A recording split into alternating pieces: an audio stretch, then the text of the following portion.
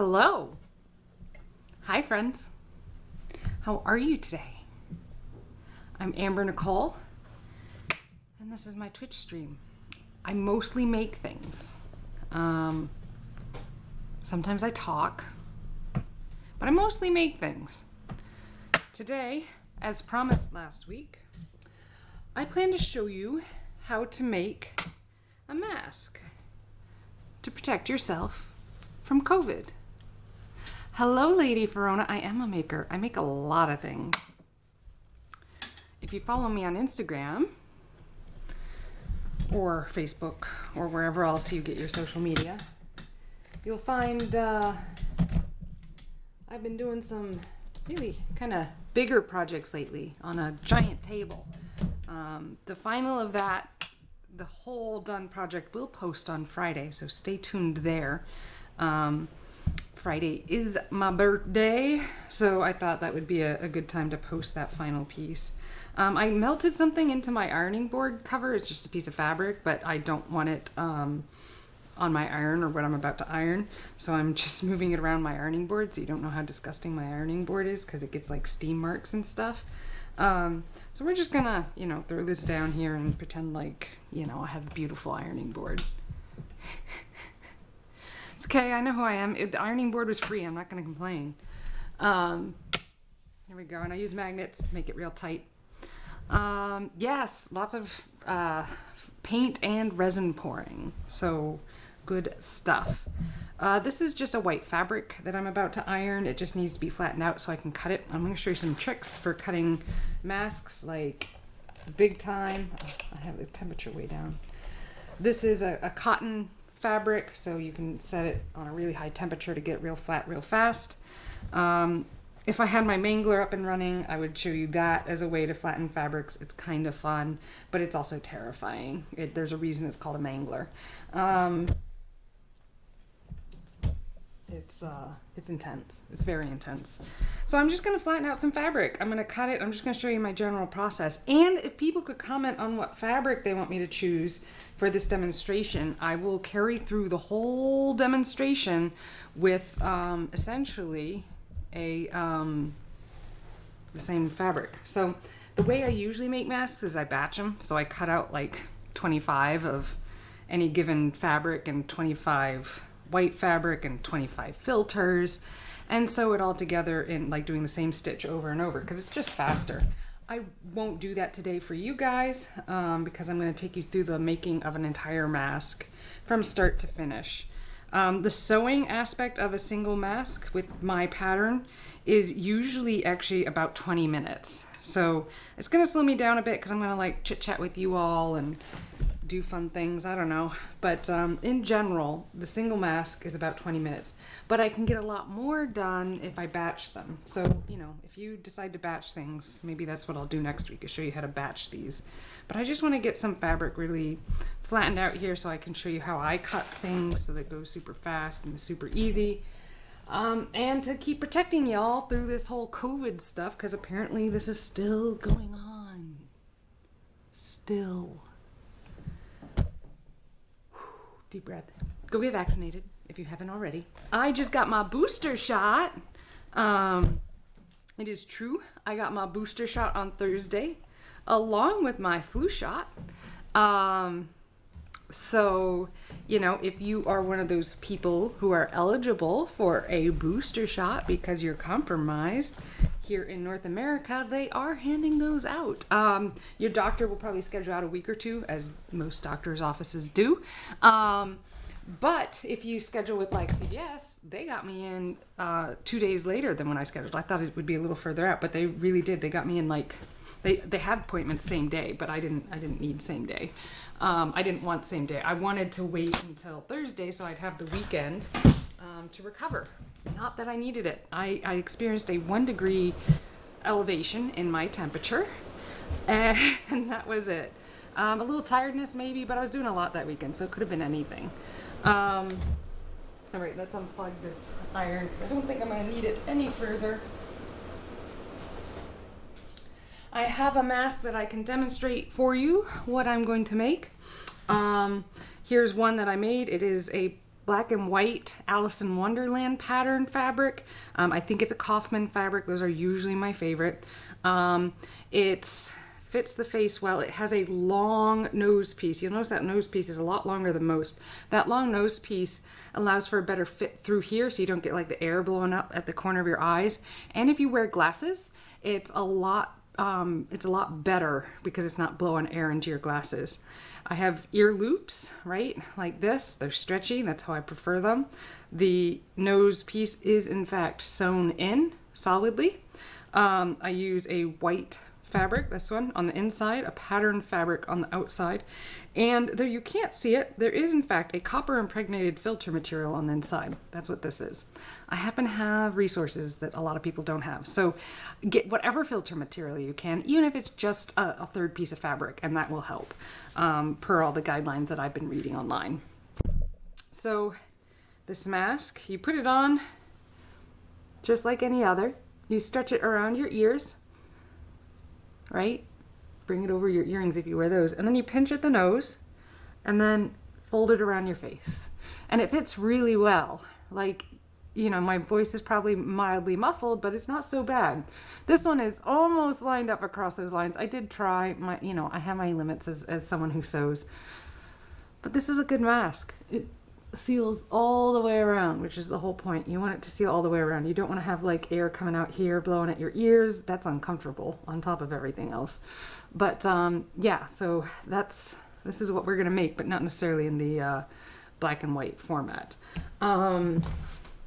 If we have extra time, I may go over making a headband as well. This is one style. It's not the style I ultimately settled on for most of my headbands. It's a really wide style. I wear it like this, and then I tie it in the back. Tying has its advantages in that, you know, you can adjust it. This one I like for working out the most because it keeps the hair out of my face. And then I have two buttons on either side. You can see that, so that I can put my mask on those buttons and avoid my ear. See that?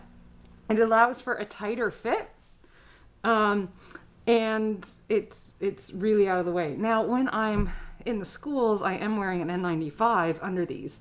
So what I would do is I would put the N95 on, and it goes around the head, right, in two places. And then I go and take this and put it on top, and this pattern fits over an N95. You get a little bit of white showing down at the bottom, but other than that, at least on my face, it works really well. But so I like to wear the headband. I have a couple different patterns on the headbands, but it goes and it hooks over the buttons. And it's a really great fit, and it doesn't hurt your ears. It feels good. So yeah, that's what we're gonna really focus on making though today is the mask, this mask here. I have a couple different fabric choices for you. But before we get to that, before I get too far ahead of myself, school has started here.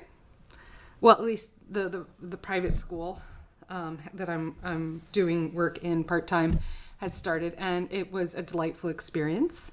So many of the administrators definitely were looking out for me, and I felt very welcome, and it was so great to see the kids and how cute they were, and they are making things, and it's adorable, and I'm so happy to be back working with the kids. I also bought a microphone, so I look like one of those tour guides, right? On like a duck boat tour in Boston or something. So it's a microphone that sits just outside my mask and comes up and, you know, clips over my head. And then I've got this like pack that is a speaker. So I can talk really quietly like this. So I can get those calm intonations to the kids. Instead of going, oh, sit down, don't do that, ah. No, that doesn't work. That's not a good classroom. No one wants that. And you have to raise your voice so much to be heard over the mask, right? So with the microphone, I can be super calm, project the serenity that I want in my classroom. Yeah, welcome to the art tour. Welcome to the serene art tour experience. I also noticed that my voice was going when I was working in some of the summer camps because I had to speak so loudly over the mask. And some of the other teachers were like, oh, that's a really good idea. I'm like, yeah, I'm going to save my voice. I'm going to try. Yeah, and we are going to get some weather, probably starting maybe during this stream a little bit. It won't be too bad. It looks like the hurricane that hit Louisiana is coming up through. It's just a storm, but we also have some kind of other storm that's coming in from another direction, and they're combining, and we're about to get 2 inches of rain in the next 24 hours, I think. So if my stream cuts out, that's why. I'm sure I'm safe. I don't think it'll cut out. I've never had that happen. We have a lot of nursing homes on the grid we're on, so like it doesn't usually happen. What other exciting things? Oh yes, if you ordered a t-shirt, they are in, and I'm starting to ship those this week. Heads up, right? These things. I do have a few extra. If you want one, let me know. I'll make a product for you on the website. Just DM me on Instagram or something. Yeah, and if you want my pattern for making a mask, just like DM me on Instagram and I'll send it to you. The only way you would know about it is like if you're watching this right now, or like later when they post it, or when I put it to YouTube. But if you DM me on Instagram, Uncharted Tutoring, I'll send you the PDF, okay? It's for real. I will send, no cost, no nothing. I just want you to have this protection, okay? Like for real. Protect yourself. Let's talk about fabric choices. I have some of my favorites right here. The fit is very good. I just got this one. This is a black kind of circuit boardy material that I kind of thought, you know, all my friendly geeks would really love. Since black seems to be the common color of masks these days, you know, I thought something black would be nice. So here it is. It's got like circuit boardy patterns and stuff like that. So this could help you look like a cyborg or Bane, you know, kind of a little bit. That's what I kind of thought. Cyborg Bane. This is just far too delightful. I will be making masks for myself in this one. It's that moon. So my favorite mask that everyone loves is really this fabric. Okay, it's a Kaufman fabric that I adore, and it glows in the dark. So I bought a lot of it. You'll see the stack is thicker, but I found the same pattern, but with like a neon backgroundy thing. Everyone loves this pattern. Like a bride wore it to her wedding, and I wore the same mask to her wedding, not realizing she was wearing it to her wedding. I shouldn't have done that. It's okay.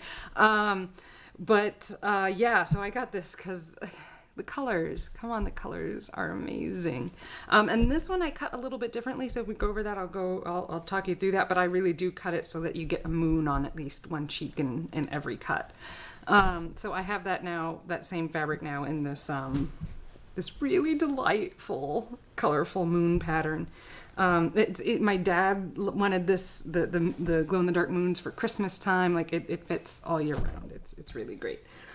Because I do want to make eventually a yellow one, I have this yellow fabric. It's a nice mustard. Ooh, and my fabric is typing into the chat box. Sorry about that. I don't think I pressed enter. Let's delete all that.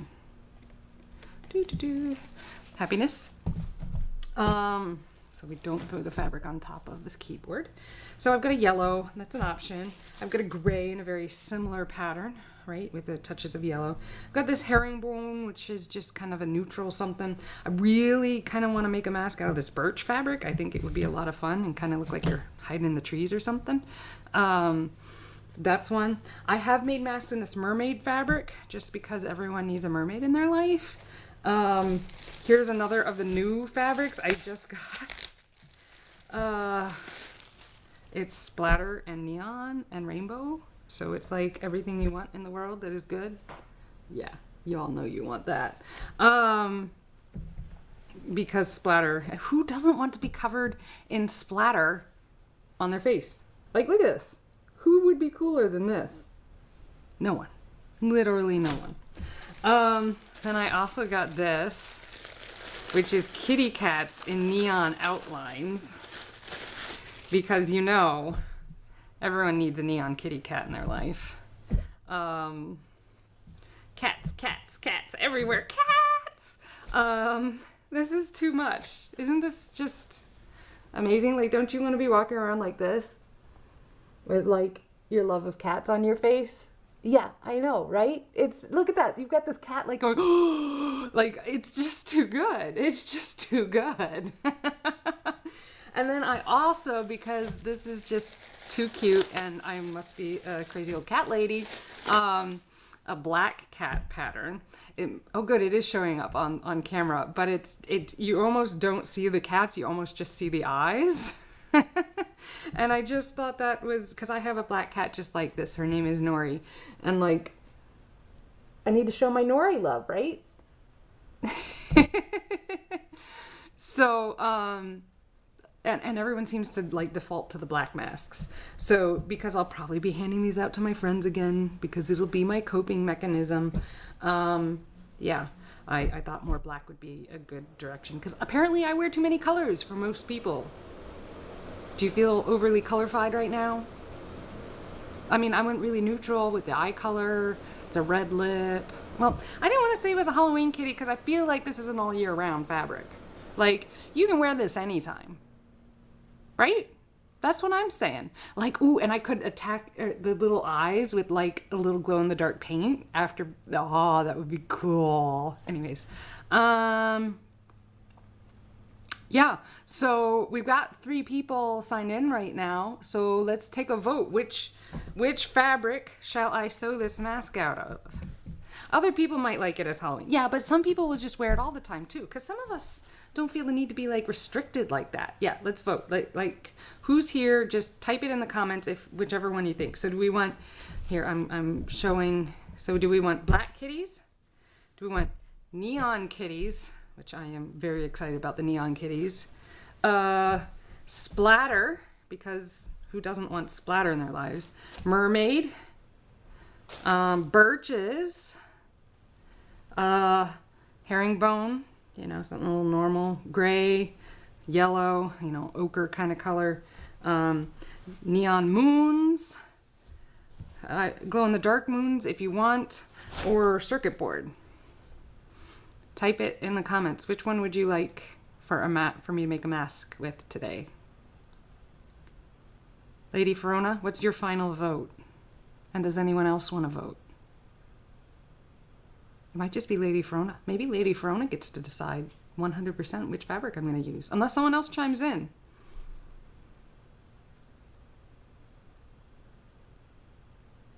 I'd say show them the one that you would want to center the mask. Neon kitty?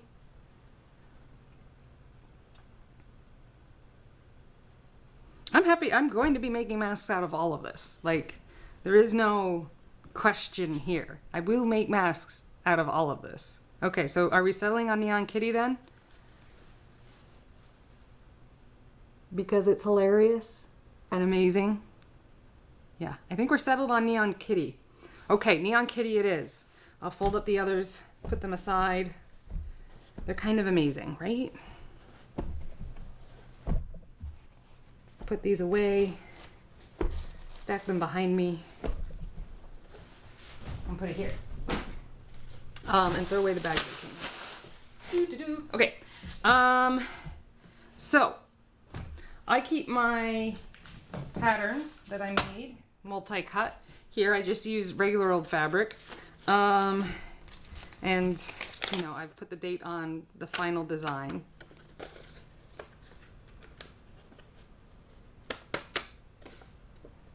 So the ones that I center on are just the moon ones. So if you want to see how I center the moon ones as well, I can cut one of those.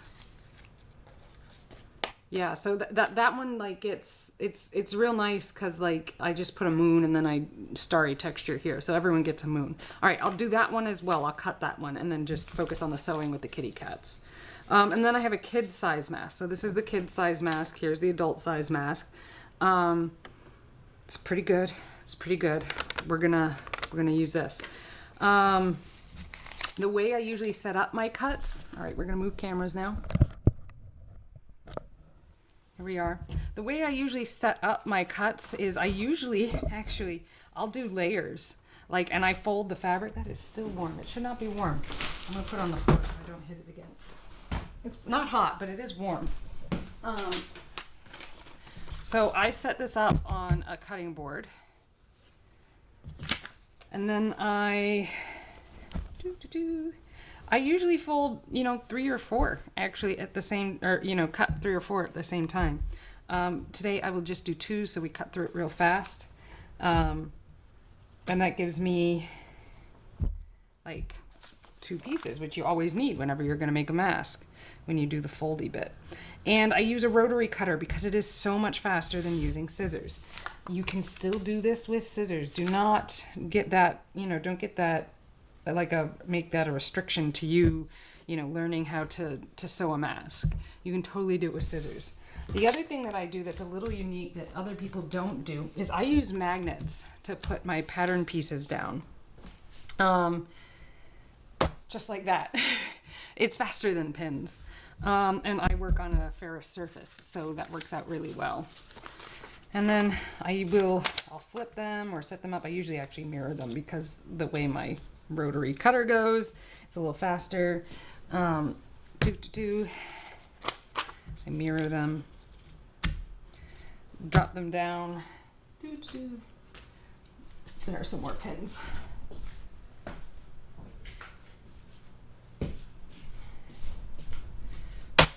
Oh, we'll start with 3. I'll get the rest of that later.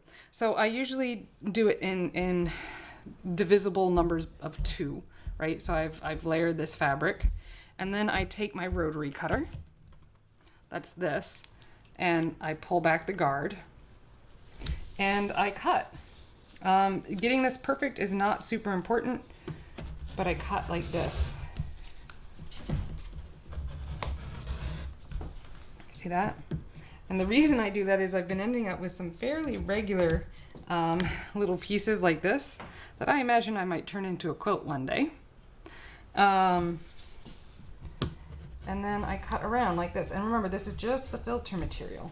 And because of the curves, because it's flat, and voila, I have a filter, or well, the inside fabric of the mask cut, just like this. It's wonderful. And then I can always take scissors and slice along that, or I can just open this up and throw it down like this and cut through it. Now, I try to do as many with any one given task at a time because it's kind of like automation. You just keep repeating the same action over and over again and you get really efficient at it. So here we have one liner ready to go. I'm going to cut these out real quick.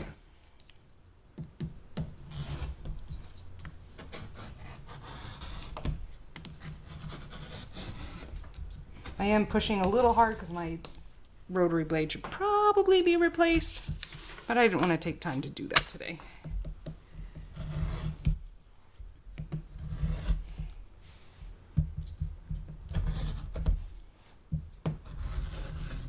There we go.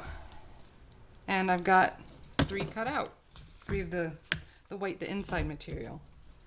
And I'm going fast, so I should have replaced the blade. The blade's a little dull. But there's an advantage to working on the ferrous surface. Da-da-da, da-da-da. Actually, I don't really usually cut these until I've sewn them together because it's perfectly set up right now, just like that. Now all I have to do is just sew. I don't even have to pin it because the fabric has been pressed together. It'll hold. So that's the inside material. It goes up against my skin. I usually do white with the one up against the skin just so that everyone knows which side should be against your skin and which side faces the world. And I don't know about you, but my skin sometimes doesn't do well with, especially face skin, doesn't do well with fabric like attached to it all the time. So especially when it's dyed. So I've been leaning towards doing the inside fabric in white. Let's show how to cut a moon. And I might just grab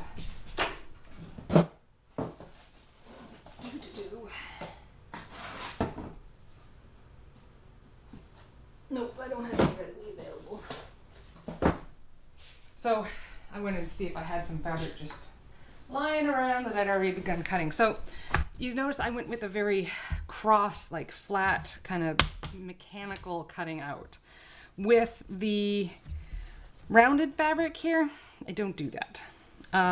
I completely unfold it and then I pick spots and I put my template on those spots and I decide which way is going to be up and which way is going to be down. Ooh, I I've lost a camera here. Hold on, let me refresh that. Hello,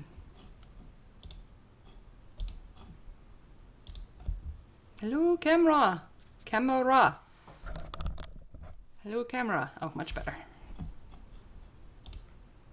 Better. Okay, so I lay it completely flat. And this is choicier. It's slower. It's a little more wasteful, but you end up with an adorable product. So, it all has its advantages and disadvantages. Here we are. So you can see this wonderful starness. And I'm looking at this and oh, I love that. I love this. I love that. Okay, so let's pick what we want the pieces to be. If we remember, right, this is the nose and this is the front part. So I'm going to choose this side right here to be a little upward facing. So I want that crescent to open up towards the nose, which is here, just so it kind of rocks and kind of looks like a cup that might hold, you know, happiness. And then to save fabric, this one I'm just gonna take here. I'm just gonna try and fit it in, yeah, right there. So you see that? I've placed these here, and I'm just gonna cut one out real quick, just one. And again, I use the rotary cutter. And I do usually like lay out more than one. Like I would lay this one out, and then I would probably lay this one out. The trick is you need to remember whichever direction you put your pattern down, you need to flip it and get your next one in even numbers to get the other one. So you make sure all your fabric is always facing the right way.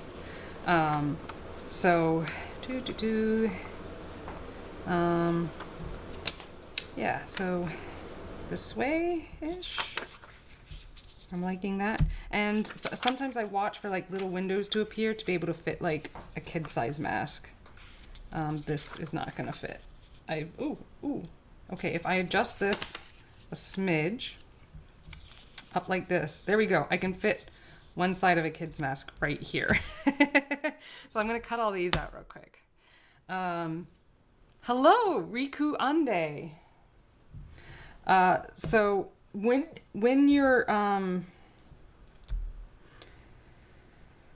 sewing, you're going to put right side together, and then so you get pattern on both sides. So if the outside of my hand is the pattern you want, and this is the nose piece, you're going to need to do this in order to make something that covers your face like this. Do you see that? It's a mirror thing. I'll show you. I'm going to cut these out. So let's start here and go down here. Riku Ande. Am I saying that right? What brings you to the channel? What kind of creative things do you like to watch?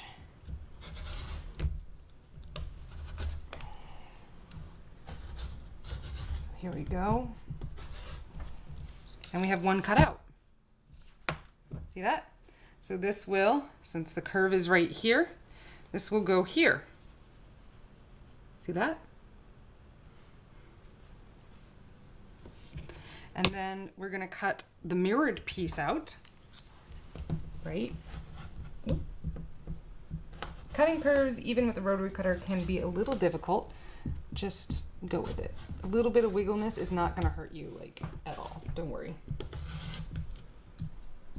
Especially on this. There we go. Here's the mirror piece, right? Along with my little boo-boo. I'm just gonna clean that up. Perfect. So now, oh no, I have cut out the same piece. Oh, excellent. I'm glad you're here. Look at this. So what have I done? I didn't choose to flip it.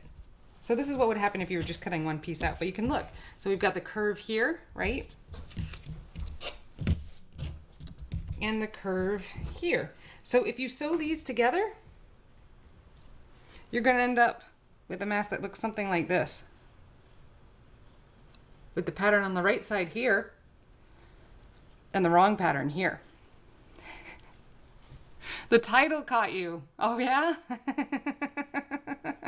Well, it appears that Neon Cats has won the epic battle with an extra visit from Neon Moons.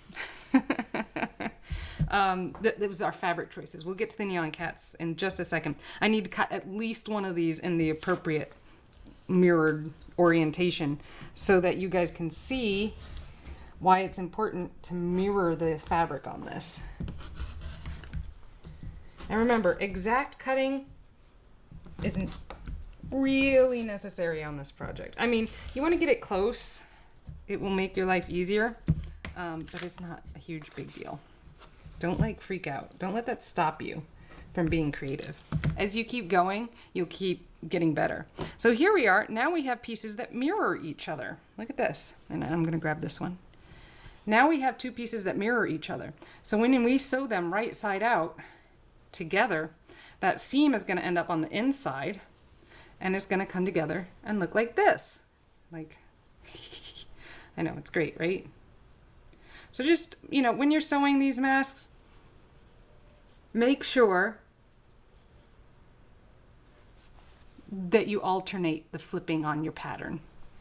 Yeah, I'm a big fan of neon and color at every instance. Oh, and you followed me. Thank you. That means a lot. I'm so glad to have you. Here we go. Nope. You two go together, double checking that I am flipping this. Nope. See, and I was just about to cut that in the wrong orientation. So we'll flip this around. It'll be fun. We're just not going to cut this. I don't need to cut this for this stream right this second. What am I doing? We're focusing on neon kitties, right? So obviously you can see with that method, you kind of waste a little more fabric, but you get some awesome placement. All right. Move this over here and let us cut Neon Kitty, the winner of the epic battle. The other choice was Black Kitty, and Black Kitty is adorable, but Neon Kitty won. So here's Neon Kitty. It's the fabric everyone wants in a face mask. It's the latest, hippest fashion from New York. It's what everyone wants. Neon cats. Who doesn't want neon laser cats? Didn't SNL establish this forever ago? We all want neon laser cats. Now, you'll notice the fabric came folded like this. And in this particular pattern weave, that makes sense. What I'm going to do, I know the kitties are great, right? Yeah, neon cats. Who else wants anything but neon cats? So it's folded along this edge, which is good. It means when I throw this fabric down, if I place one piece of one piece down, as you can see right here, I'm going to get two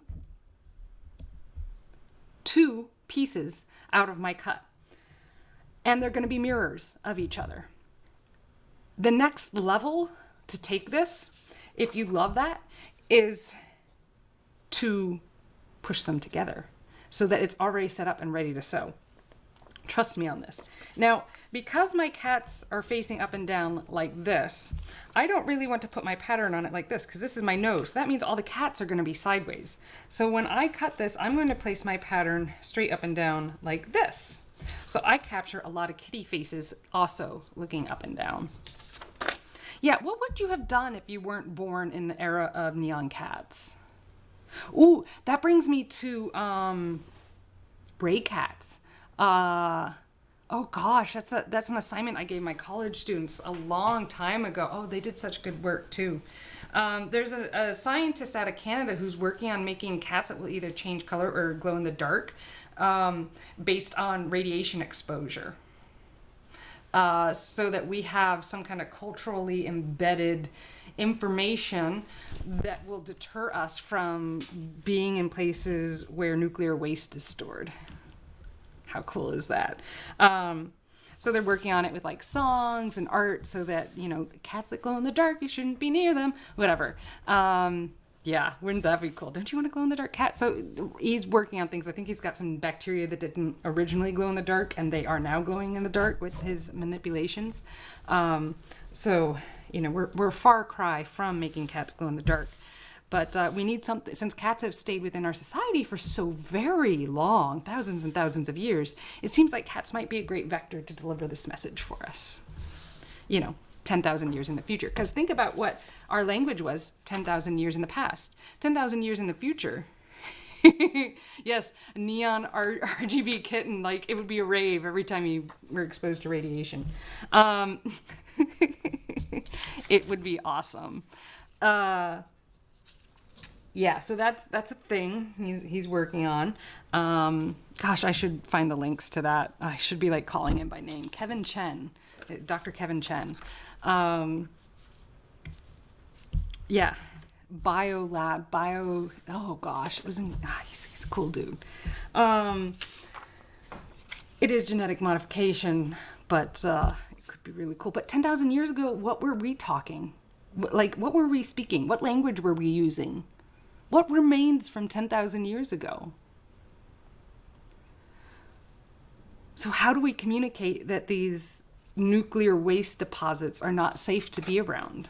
We can't even seem to get like PFOAs notified to people before they move on the ground, or asbestos adequately. So like, it's a real problem we have to solve. All right, so we line up. Did you think we were going to talk about nuclear radiation waste disposal today? No. That was not in my title. So we line up these things.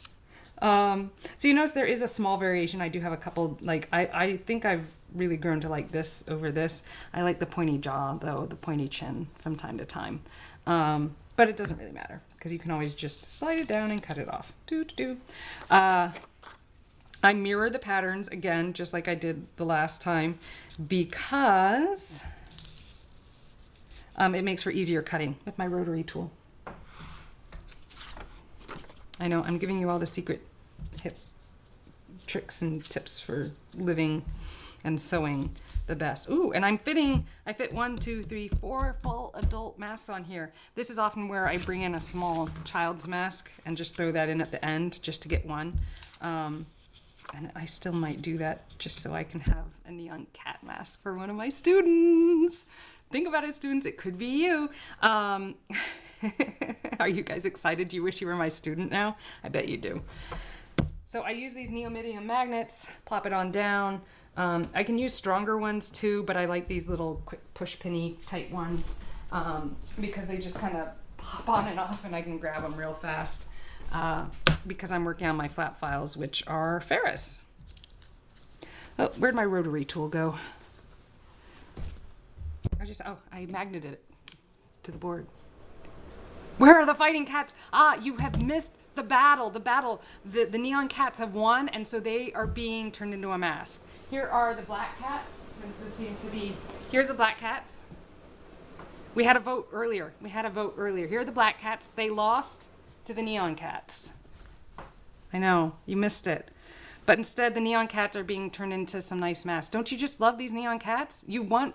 This is a mask you want to wear, isn't it? Like, you would almost be like, I'm no longer begrudgingly wearing this into a store. I feel like I need to wear this all the time so that everyone can know I'm a fan of neon cats. We need to make those kind of declarations in our lives in order to find all the other, cat people. I mean, technically, I'm a dog person. Shh, don't tell anyone, but I have cats and I love my cats. It's just who I am. It's okay, I accept it. I can't do a dog. It's too much work. So again, we take our rotary tool. Okay. And then, what was the rest? What for robot and moon and I know, right? I have a black cat and I love her to death. And that's why I got that fabric, because I feel like I need to support her when I go out into the world. But then people will stare at me. Yeah, they do stare at you. When you wear masks, like my patterns, they do stare at you. And I have to question whether they're staring at me because I hate the fact that I'm wearing a mask, or if they're just staring at me because my mask is awesome. So I usually go with my mask is awesome. So, because I'm that cool. Don't you want to be that cool? So you can get this pattern and then you can buy these fabrics and make them for yourself. I thoroughly encourage you to do so. So I've lined up these patterns and I have lined them up to be mirrored because it does make the cutting easier. Definitely, yeah, that's what I'm saying. It's because they're awesome. Nobody would stare at me because I'm wearing a mask and it has something to do with politics that I don't understand. All right, and we cut. The rotary cutter, look at how fast that was. If you attack that with a scissor, it would take a little bit longer. Stare at your cool mask, not your haircut. That's right. nobody is questioning the status of your haircut. I admit, I when cases went down in our area, that was one of the first things I did. I hadn't had a haircut in about a year. So, and I haven't had a haircut since. Long hair is easier to hide that on, though. Yeah, well, you know, yeah, if you're okay with the black mask. I mean, I just can't handle I don't think I own a solid black mask. I have like a black mask with like polka dots on it. I have black masks with moon on it. Yeah, I don't own a solid black mask. It's just too aggressive. So here we go. We have some kitty fabric right here. Now on this one, I left this, so this is like a big sewer no-no. I am a rebel. I'm such a rebel. It's a big, oh, look at this. This one almost lined up. Can you see that in the video? Oh man, that's cool. So if I sew this really perfectly, I won't be able to sew this really perfectly. I might be able to make it look like this cat comes together. I won't be able to. So solid sewers and like quilters would tell me I'm a bad sewer person for including the selvage edge, but I know I'm just gonna flip it onto the inside of the mask, so I'm not gonna worry about it. This is not standard sewing protocol. But like we established, I'm a rebel, so I'm gonna do what I want. And now I'm going to cut the rest of them. All right, so this is particularly when it's mirrored like this is where it becomes a lot easier to cut with the rotary cutter. Here we go. Whee! It's almost like riding on a swing set. Whee! And then you roll it around the edge. And keep your fingers out of the way, okay? Just trust me on this. Mine's not particularly sharp right now. It should be sharper, but you can cut a lot of skin off. Do you have to wash them in a special way? Look, all your masks should be put through the dryer in high temperature. Every single one. That is what kills any microbes and bacteria, virus, fungi, whatever you've got on your mask. It's that high temperature in the dryer that kills the stuff on your mask. If you buy a mask and something in its care package said not to put it in the dryer, judge away. I'm happy as I am. If they tell you not to put it in the dryer, they're more worried about the fact that the mask will deteriorate over time, as do all clothes when you wash them a lot, than they are worried about the safety and protection of your lungs and health. So I wash these with my, the Mrs. Meyer's soap, because I like the way it smells. I do a double rinse because it's up close against my skin, so I don't want all that soapy stuff constantly on. And then I throw it in the dryer without dryer sheets, because there's oils and stuff in dryer sheets, and it keeps my face a little clearer if I do that. The elastic will break down in the heat eventually, yes. But I've had this mask for a year. I've washed it at least once a week, because I wear a different mask every day, almost every time I go out. So mask, this is my elastic from a year. It's still stretchy. Okay, it is better to let that deteriorate. It is better to let that elastic deteriorate than it is to reapply a mask that does not have virus killed on it. You want to kill everything on here, and heat is what does that. Now, you might argue that with my special filter material, maybe they should be washed a little differently. Yeah, I don't have any testing on that. All right, this is a copper impregnated medical filter material, so the copper helps kill the virus, not just, prevent it from getting into your nostrils. And I would say I have noticed, like, the first time I wear it, it's a little easier to wear. So it is probably breaking down some of the plastics on this. But since I noticed it's been a year, right? And these have been washed, 52 times? Here, let me get this on real tight, right on my, right here. And then I pinch it so no air can escape over my eyes. So you see that movement? The air is more restricted than it was when I first made it. So I think some of it in the filter material has deteriorated over time. You don't probably have access to that kind of material, so don't worry about it too much. But when I first made my mask, they didn't blow in and out like that. So I just think it's deteriorated, and it's time to make new ones because I've noticed that some of the seams and stuff, they're starting to wear and pull apart. If you wash something 52 times, it's going to happen, and that's okay. All right, let's get back to cutting. So then we slide down and cut in between them. So see, I've eliminated at least one cut by placing these in a mirrored position. You can tell, I mean, I literally made like 300 masks last year. So I did not sell them. I gave them away to nurses, social workers, and friends who needed them. So yeah, my elastic can break down, but mine have lasted a year. So I'm not super duper worried about that, like at all. Let's cut these last ones because I have them set up, and then we'll get to like the assembling part. And remember, I usually do these in batches. I know I keep saying that, but you'll see why. Making one mask at a time just slows me down. Here we are. And the last one, the kid size mask. I'm gonna move this up or down just a little bit to make sure I capture a kitty cat on there that's super duper cute. Since it'll be wasted anyways.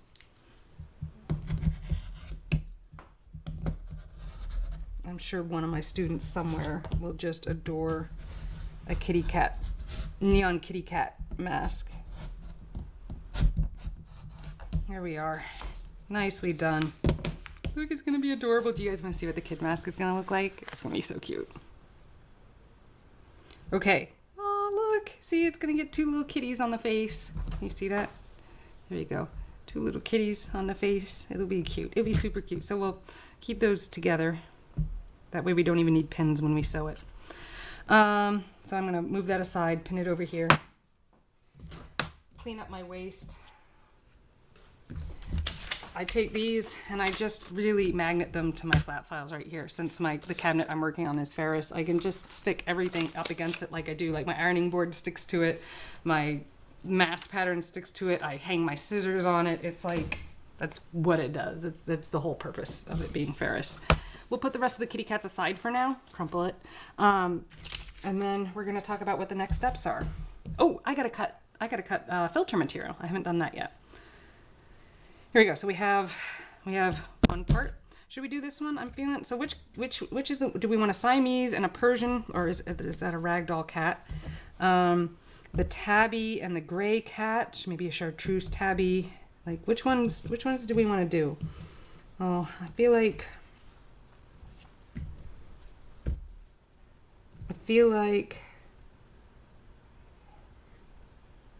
I'm gonna do the one with the selvage edge so that I can show you guys why that's not a big deal. How about that? Selvage edge? Let's do that. All right, so we have the pattern piece. We have the white piece that goes up against our skin. And let's roll out the filter material.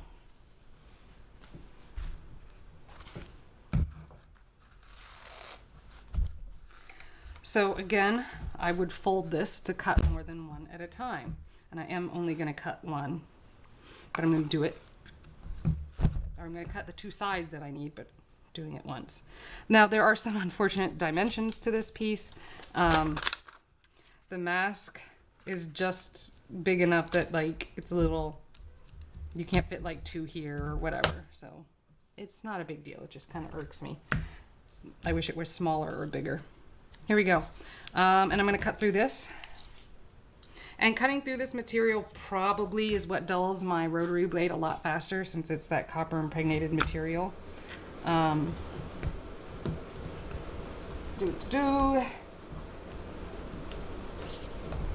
Nice. There we go. We have the filter material cut. And I'm gonna tape that back into place so it doesn't unroll. I just have it on like a shipping tube, but rolling it is a lot easier. And drop that in the trash. And here we are. We have filter material, we have the outside material, and we have the kitty cat material. I am going to separate this filter material. And then I'm going to place it directly on the white piece of fabric. Remember, I'm trying to eliminate as much of the sewing multiple sewing steps as I can so that I can make more and more masks. Remember, I have perfected this pattern, and I've made over 300 masks using this pattern, and it works really well. When I go to social events, it's like the mask that my friends wear, that I gave them. So I think that's a huge compliment to my mask making. Yeah, like it's if I go to a social event, chances are the majority, the biggest manufacturer of masks being represented in that event is me, because my masks are comfortable. So if you want this mask pattern, yeah, you know what to do. Just like DM me on Instagram, Uncharted Tutoring, and I'll send it to you. No questions. It's super, super duper straightforward. I just want you to be able to protect yourselves. So I am pinning. Now, if I were sewing this and not doing it as a demonstration to you, I would not pin it. I would just go ahead and sew it because I'm a superhero on the sewing machine. But I know you will find it a lot less frustrating if I don't do that. So, because you'll sit there and try to do it, and then you'll be like, why can't I do this? And I'll be like, because I've made 300 of these. All right, so I'm going to pin this kitty cat fabric together because while having a full-time job. What do you mean? I made 300 masks while having a full-time job? Yes. And running a company, not just having a full-time job, running a company in the middle of a crisis called COVID. Yeah, I made 300 masks. Hey, Lady Verona, you know you got some. Anyways, yeah, I don't sit still well. Fully established. Not my jam. Magic. I have this time machine that lets me like pause time at certain times in the afternoon, and that's when I sew.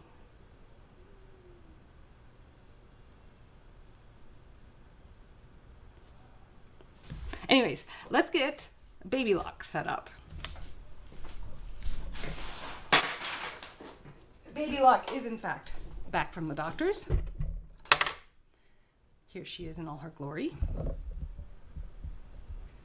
Aren't you excited to see Baby Lock again? Where did her foot pedal go? I see Sergio's foot pedal. Uh-oh, I didn't plan for the foot pedal not being like totally wrapped up in her. Hold on. I am a Time Lord. No, I don't know. I don't know, man. Let's see, where'd the foot pedal go?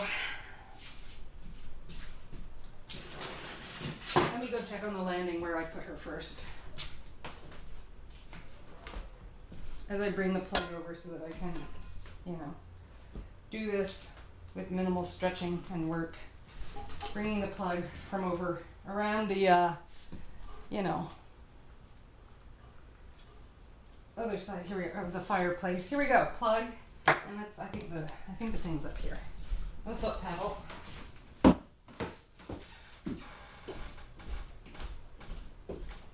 Oh, cool! It's not.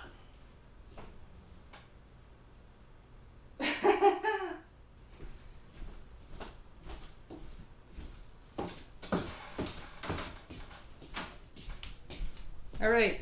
Anyone with superpower observational eyes, look around my studio and look for a foot pedal. If you see it, like make a lot of noise in the chat. Because that would be cool. Gosh, I got so many other things ready. Like I had the fabric set up. I had to go searching for my rotary cutter. And you're gonna tell me the foot pedal is the thing that I'm missing?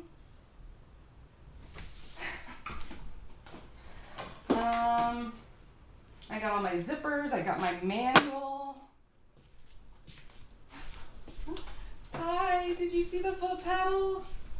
Are you watching? So I have Sergio's foot pedal. It's like this, but it's like wrapped up in plastic, and it's just a different foot pedal, and they're not interchangeable, unfortunately.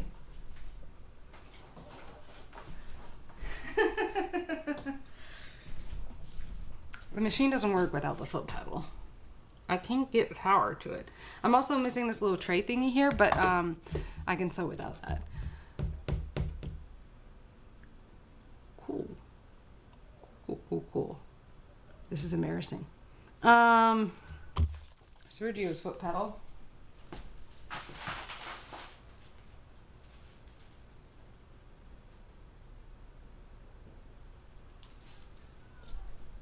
I'm thinking, where did I have it? I could use that Time Lord power right now.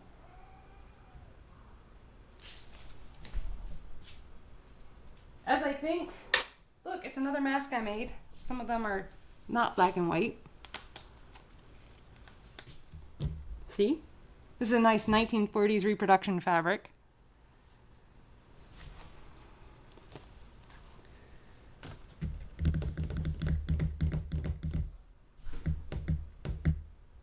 I had it. Box under the table. Fair. Fair question.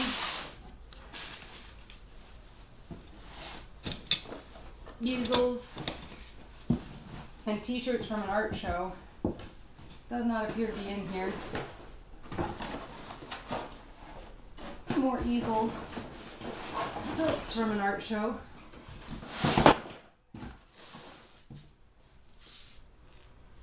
All right.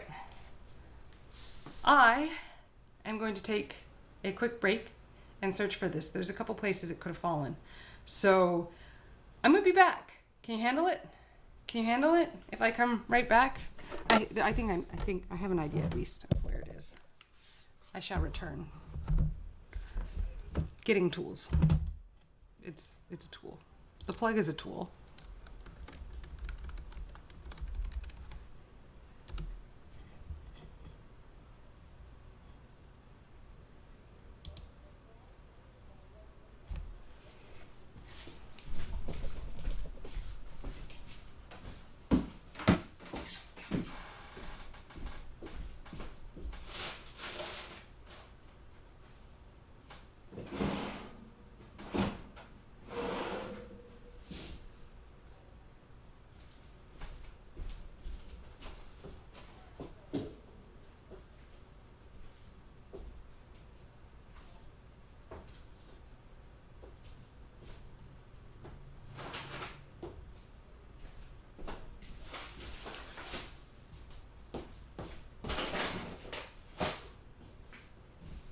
What did I do?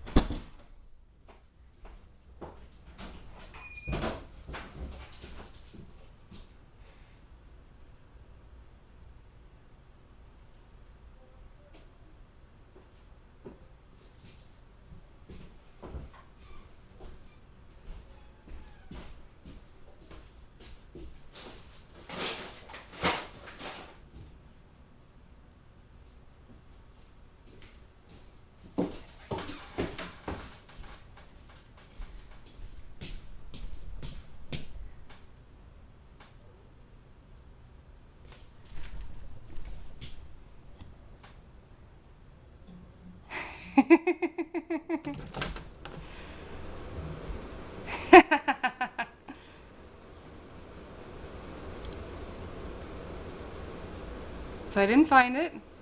Cool. But they put a sticker on my machine. Ugh. I very specifically said not to put a sticker on my machine. Cool. So I'm not finding it. I'm gonna, you know, Kai, the superhero Kai, does a lot of cool stuff around the studio, and like, she may have seen it. So we're gonna send Kai a text message because it looks a lot like this. It's just different. And where did my phone go? Oh, guys. Oh. Okay, real quick, I'll show you one of my other masks. How about that? Here, look.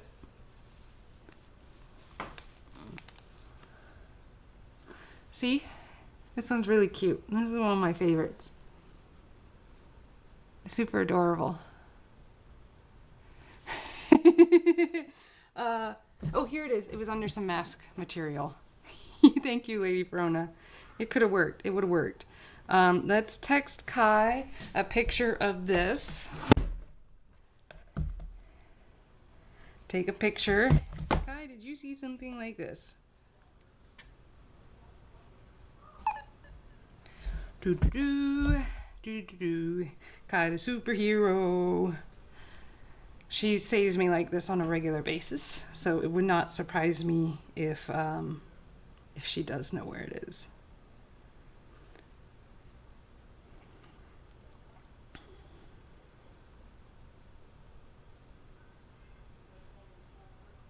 Know where something like this ended up? Question mark. It might have been on the landing? Question mark. Yeah. Yeah. Cool. We'll move this aside and see if Kai can get back to us.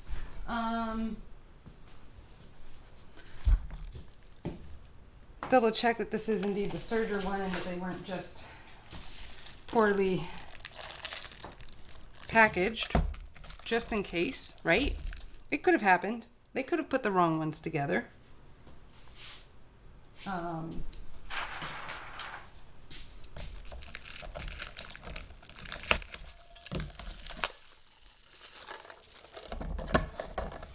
If it fits.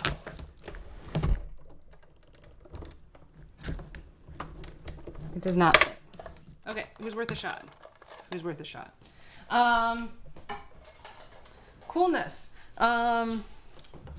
Yeah, so they are, the masks are pinned. Like, so I pinned along here, and those are the first things you need to sew, actually, is right here.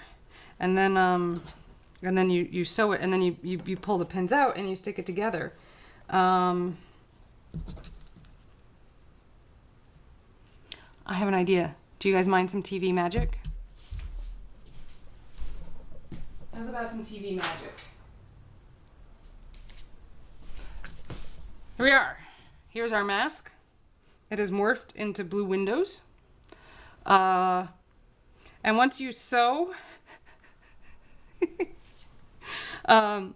once you sew your laser kitties into blue windows, as I unpin, because yeah, Time Lord, exactly.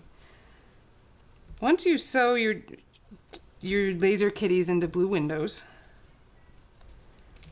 here we go. So you end up with something that looks like this, but with kitties on the outside. So it'll look like this. You'll have sewn it like this, right, along that edge, all the way through here. And then the same here, right? It's sewn along that edge with the pink filter material sewn in. It's a good one. It's a very, very good one. Then you're going to actually, you're gonna take your elastic and what distance you think that should be. And I usually do about 8 inches. Okay, about. I find 7 inches is perfect, and you can always tie a knot in to tighten it up. And you pin you pin your elastic like right here. Do you see that? Facing in towards the nose. Pin that elastic.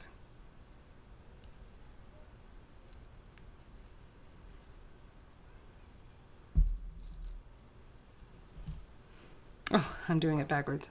Hold up. You want that to face outwards. And it will. Hold on, I'm thinking. We're gonna put these together like this. Yep, so you pin this here. Sorry about that.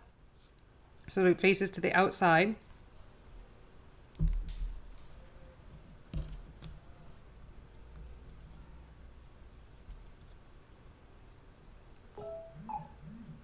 Ooh, that was a ding. Maybe it's Kai. Okay, you pin it right here.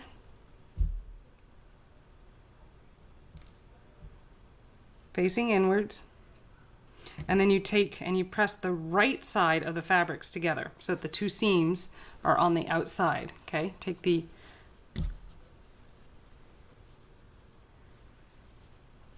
so you line up. I always line up the nose here and line it up here, and I like to make it so that the seams press in opposite directions. Can you see that? So it kind of zigzags a little bit. It just keeps it lay a little flatter against your face.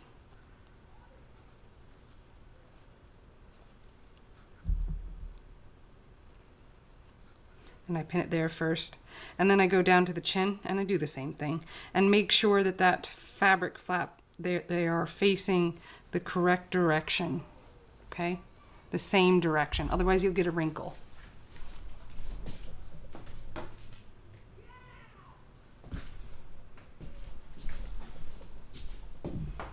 And then we take our pins and we pin those things down. All right.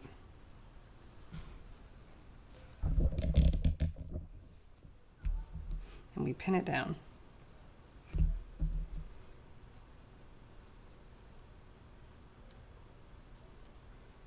Just like that. See? And then we pin all the way around. I usually only need 1 or 2 pins in the cheek area.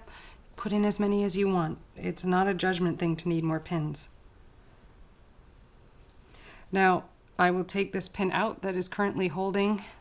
I need to focus a little more. Wrong direction.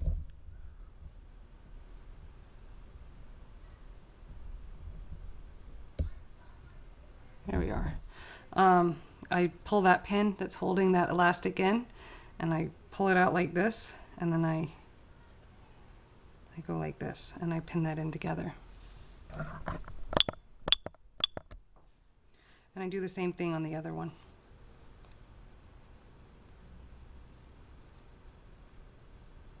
There we go. And then I do the same thing here, pinning at the jawline.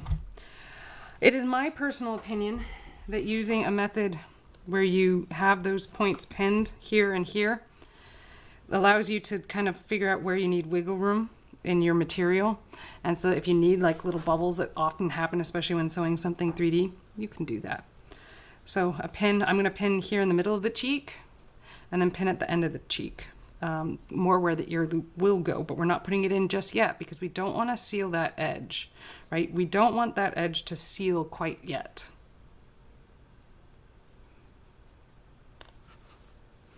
And then another cheek, or the on this side, right under the jaw, pin that in. And then again, right kind of where the ear loop would go. Okay, and that's how you pin it. And that way, we are going to sew all along right here. And then we're going to sew up this. And I like to sew all the way to the end and then pick it up and come back at it, because then I trim this corner and it makes for a flatter corner against the face. You'll notice mine are real svelte there. Look at this. See how svelte that is? It's real slick and solid, all right? I trim it and then we sew down, and that sewing secures those ear loops in place. So sometimes I sew it twice, and sometimes I go back and forth over the elastic because we really need that elastic to hold up. And then I'll sew here and I'll pivot here. So I'll sew straight, leave the needle down, pivot, and then go to the next corner. And then once that's sewn, we're gonna pull the needles and turn it right side out. And finally sew in the last ear loop. This is where you would make a pocket if you weren't doing a filter. I can show you how to do that too, but I install the filters directly. All right, let's check in. Let's see if we've heard back from Kai and if she knows where the foot pedal is. No! She doesn't.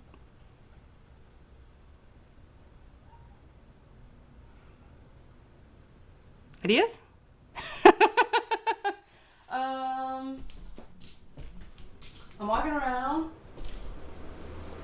I'm looking.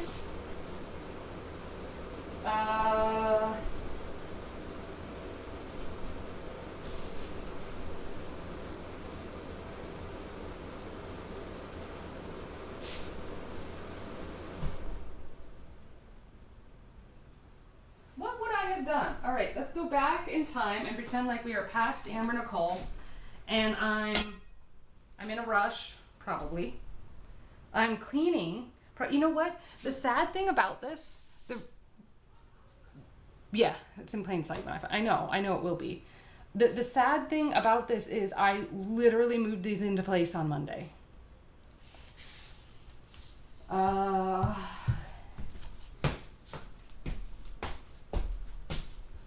I'm looking, and I'm looking.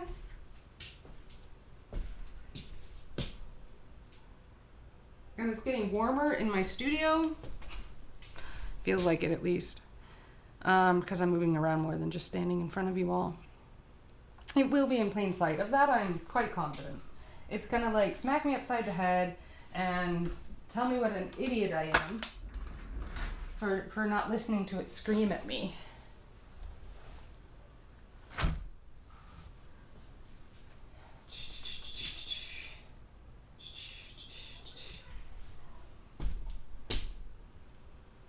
I'm using my superpowers.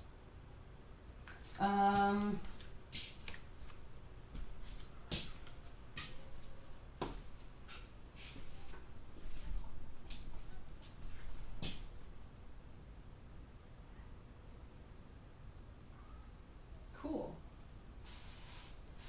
Oh, I thought I had the stream so perfectly planned, y'all. I really did. Like, in my head, I was like so prepared for this because I had the fabrics out, I found my rotary cutter ahead of time, I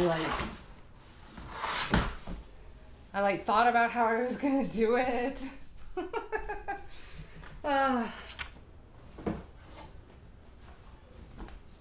This is why I haven't gone viral yet, isn't it? It's all of this. It's because I'm not smooth enough yet. I mean, I can put a microscope on. Do you guys... Oh. I ran out to the car and like checked. Oh yeah, no, we're gonna have to pivot. I mean, we're gonna have to pivot.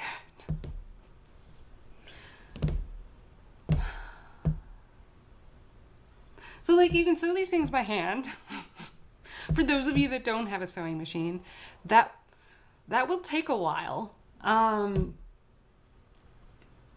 So like Sergio, I will have to thread. Sergio, I would have to do. Yeah, I think we're gonna do this without a sewing machine. Not everyone has a sewing machine. Maybe I should just do it by hand. Like, I'll find the plug eventually. I'm gonna get some sewing needles. In my getting pre-set up for this, I did happen to stumble across my sewing needles, which I can never find. So I guess, you know, the sewing people above decided that they didn't want me to do it this way. They didn't want me to do it on a sewing machine. They wanted me to do it by hand, and they showed me where the needles were ahead of time. All right, so I have assorted needles here. We don't need to go with the smallest. We also don't need to go with the biggest. I'm going to rotate this medallion around and get out something mid-sized. This is going to take forever, y'all. And let's see, so this is a gray mask, I would say. I mean, I know it's got the neon kitties on it and stuff, but overall it's very gray. So I would lean towards using a gray thread on this, which I am not finding in my kit of threads here. Let's see if we can find my bobbin colors. There we go, that's the color I'm looking for. Cool.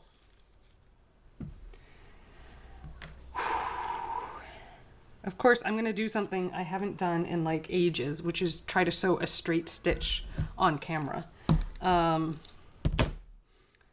Trick to threading a needle, I don't know, y'all. Here we go. I'm gonna do it on camera though. I just stick it through. Keep it short, pull it, stick it through. One of the things I often do, especially when I'm gonna sew longer pieces, is I will run the string through wax. It just kind of stiffens it up and makes it less likely to tie in knots as we work. But since I'm not 100% prepared for this right now, I don't have any wax readily available as I look around my studio, thinking maybe I have a candle somewhere, but I do not. Here we go. Cool. So I've tied a knot there, and I'm going to tie a double knot. This is one of the things I dislike the most about hand sewing, is the need for these knots. They never hold up for me. Okay, here we go. I have threaded my needle. I have double strung it because I'm always worried about how strong things are. So it's just a long piece of string that I have looped through, tied a knot in. Can you see that? Here we go. I've tied a knot in it, and I'm going to sew this together. And I'm going to take the pin out because that's going to get my way. And to do this quickly, I'm going to wiggle the fabric back and forth. So I'm going to give myself about 1/4 inch seam allowance, and I'm just going to wiggle the fabric, trying to get like a tight but regular stitch. Okay, rather than, you know, doing the thing where you poke the fabric through back and forth. Like, see, look, I just got like 4 stitches, and I'm going to pull once. And look, I've traveled like a centimeter. Whereas if I just poke it through, my stitches are usually less even, and I have to do this pulling motion back and forth several times. Okay, yeah, it's less straight, it's less even, and I have to do this pulling motions, so it's like more wasted time. So I recommend, can you see what I'm doing? Is it clear enough?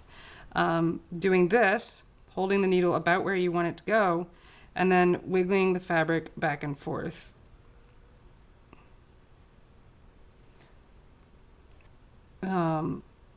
This may not be something legit. I don't know. It's just something that I've gravitated to when I am hand stitching something.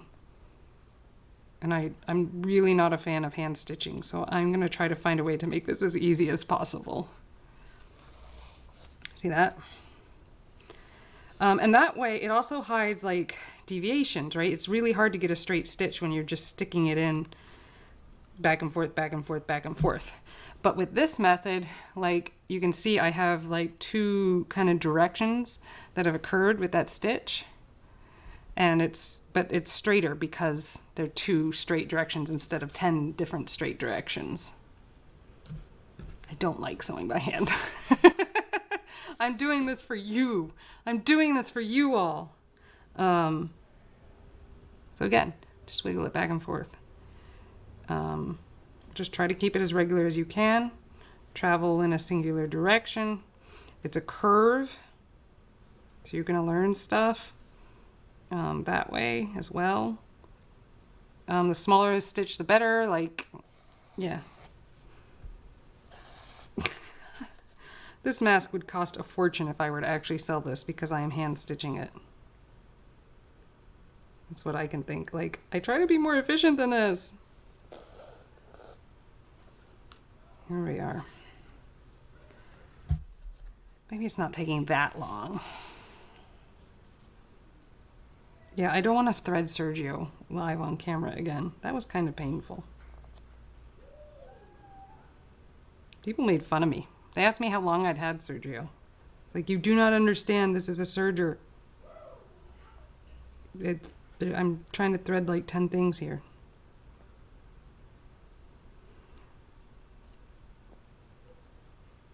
And I'm going back and forth and back and forth and back and forth. And it kind of makes like a ruffled look. And I want to keep the stitches as small as possible so that fabric stays as tight as possible. Because this is the outward facing seam that will be on my mask.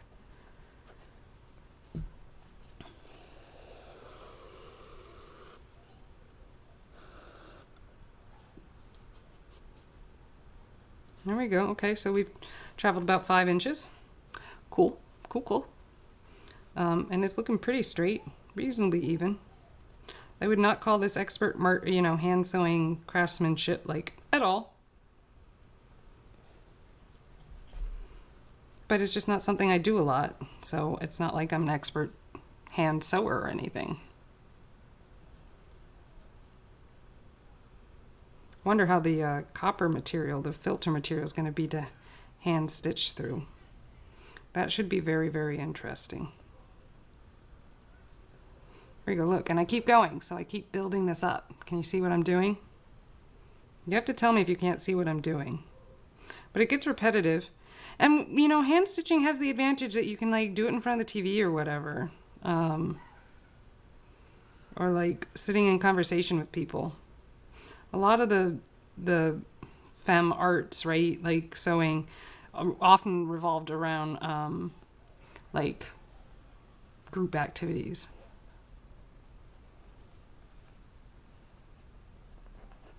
Here we are. Then we pull it through. And we hope we haven't done so much that the friction keeps it from going. Here we go. Look, it's pretty straight. It's even pretty even. Hey! Can you see it? Are you proud of my stitching? Look at that. It's like 4 times the size that I would choose for the sewing machine to make sure this was tight. But whatever. You know what? It's all good. It's all good. Nah? What are you saying nah to? Kick it old school? Nah? You're saying I shouldn't hand sew, Lady Verona? Did I miss something?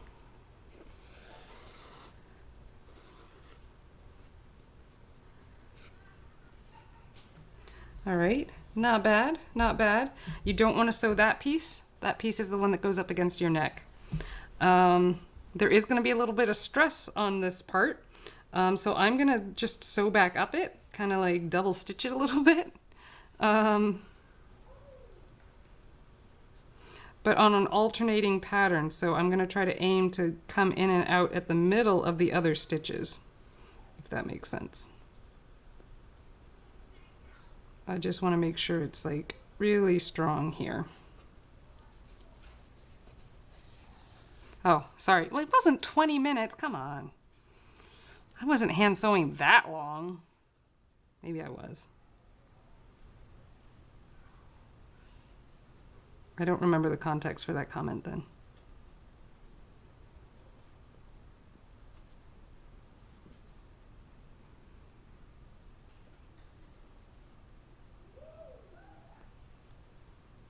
The neighbors are outside playing. Was it really 40 minutes? Are you guys lying to me?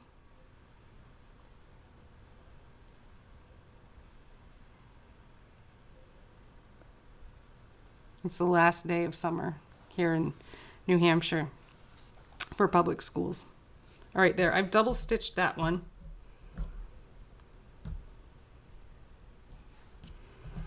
Here we are. It's mostly offset, but not perfectly.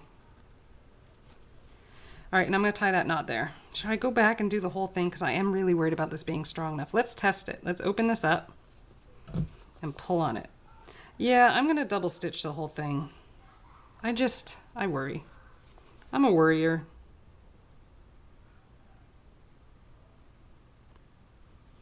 I'm a worrier. You don't trust it either. Thanks guys. I really appreciate your support and your love and compassion. So as I double stitch this thing, which might be easier than trying to do a smaller stitch. I don't know. With my wiggle technique.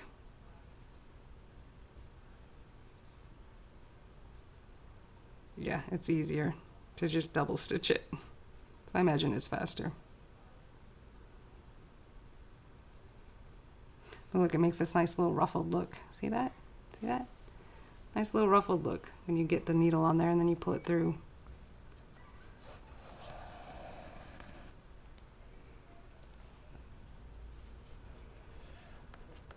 There we go. Tension is the hardest thing. The machine does that for you. All right. Double stitch.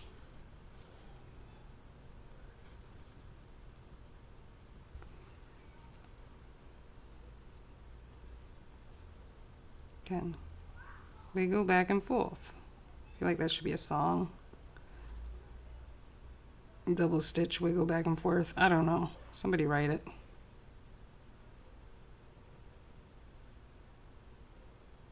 Yeah. As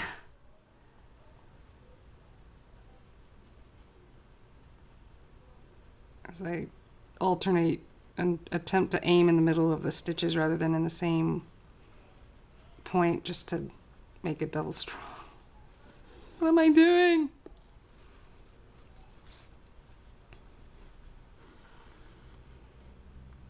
There we go. We're getting there. We're getting there. Almost there. We got like an inch left. We should be able to do it in one wiggle. What do you think? I don't know. What's the unit of measure here that I'm doing? What's this called? It's wiggle sewing. I don't know.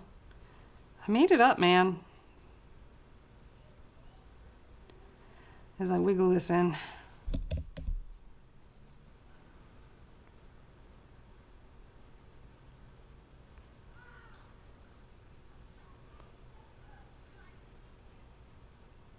Yeah, and I'm doing the standing too. I will remind you.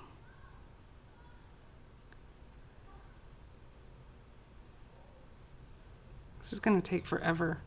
Yeah, I'm Twitch streaming hand sewing, people. This is what your life has come to. You are watching an artist hand stitch something on Twitch. Stitching on Twitch. Stitch on Twitch. Stitch on Twitch. Yeah? Twitch stitch! Is it a hashtag? Can we make it a hashtag? Okay, let's pull it apart and test it. Okay, I feel much better about that after looking at it because it does look a lot tighter. Look at that, we got a kitty cat. We got a kitty cat and it's gonna look like this. Yes. I have a chair, it's not that tall. I mean, I could maybe make it go up and maybe I should. Oh, I'm also not standing on my pad. That's part of it. I moved it up so I could roll around the studio yesterday.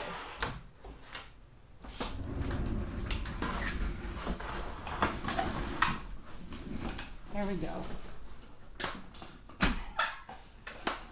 It doesn't exactly want to go up. And you're not going to see my hands. I know it's not going up. We'll put the foot thingy. Stitch Witch. Stitch Witch on Twitch. Stitch Witch on Twitch. Stitch Witch on Twitch. It's a thing, right? I don't really know. There you go. We'll at least stand on something comfy. Cool. Oh, there's something under it. Cool. All right. Now for stitching the other piece. We're gonna tie a knot.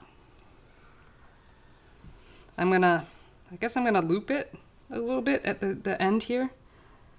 I don't know, I feel like that will make it more solid with some kind of loop stitch.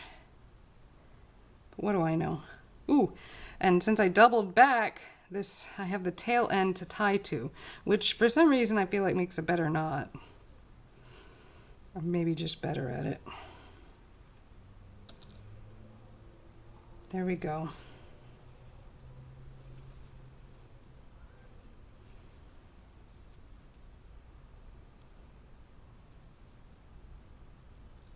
Cool.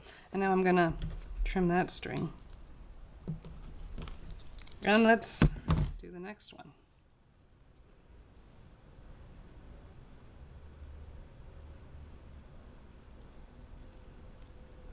Tie that knot.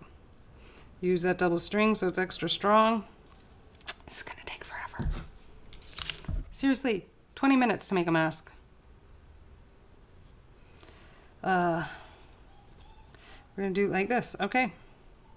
This maybe you'll be able to see a little better because it's a flat fabric instead of a pattern fabric. Still trying to make the smallest stitches I can, knowing that I'm probably coming back again.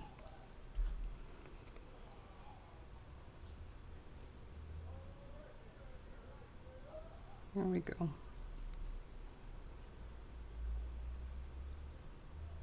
I'm also currently planning on a special stream for Friday, probably about 4:30.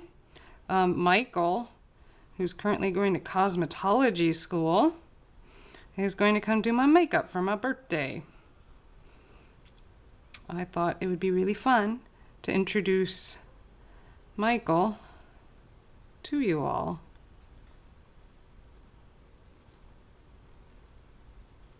There you go, you can see the wiggle, right? And then I just pull it through. There we are. Right? You can see that. Stitch Witch all night long, or Stitch Witch sewing all night long, or I'm not sure what the all night long is in reference to. Makeup, or my birthday.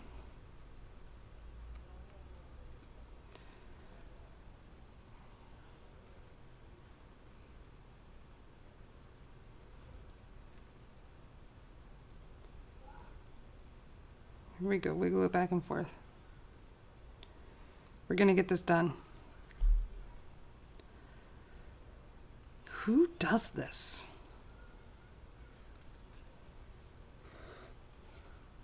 I do. I clearly do. As a reminder, with the school year starting, my stream is going to have to move to an earlier time because streaming currently scheduled kind of happens right during after school. That's what I should be playing right now. Yeah, that one's definitely under copyright. I mean, I can play some music. I think I have that I have that capability, and the licensing for it. Let's see. Let's typey music. Because it would be way better than just watching me like so.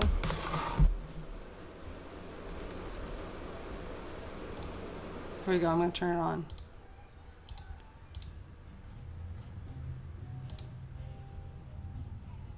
Can you hear that? Just lightly. Right?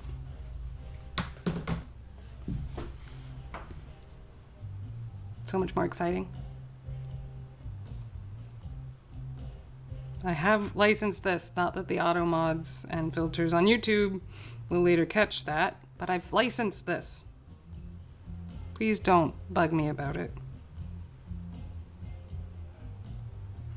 They will. I know they will.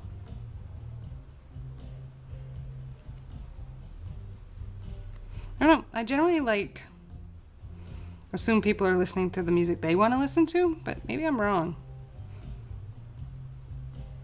I don't know anything.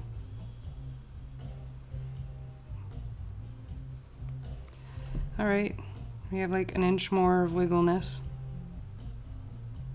I feel like I'm making too tight of a seam allowance. That it should be a little bigger.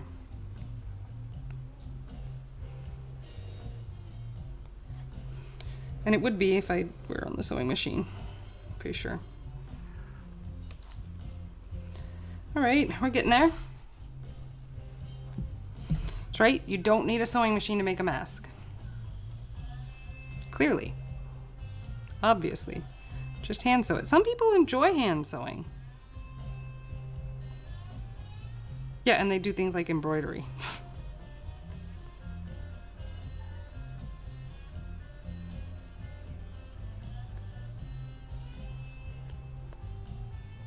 and wiggle back and forth.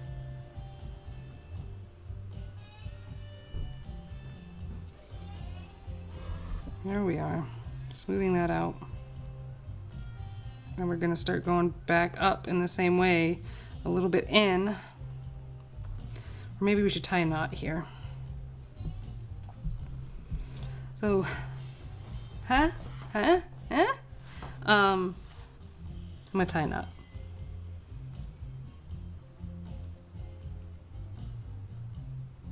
Because I always like to take it way too soon, like way too tight. It's true. And then I can't tie a knot later. So I'll err on the side of caution here. So tying a knot so that it gets close down there, you can use a pen or a pencil and you just kind of stick a pin in that knot, and then you hold it down close to where you want that knot to be, and you pull that string along that knot, tighten it up until it's around that pin, and then you pull the pin and then tighten it that last bit. And that will usually get you a knot that's pretty close to exactly where you want it. All right, let's put on some more thread. That gray is what I want, even though I'm sewing something white because it's the inside, but whatever, you guys get it. Ugh, these scissors aren't sharp. We'll knit the threads together with a little moisture. That may not have even been enough. Nope. Take the sharp thing.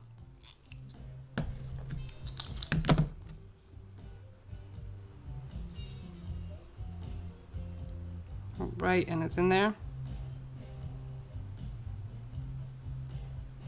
And pulled through, and we're gonna tie a knot.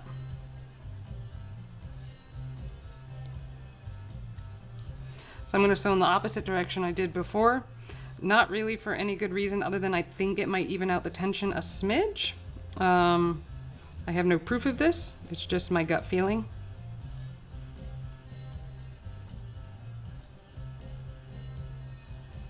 You can tell I've tied a lot of knots in my life.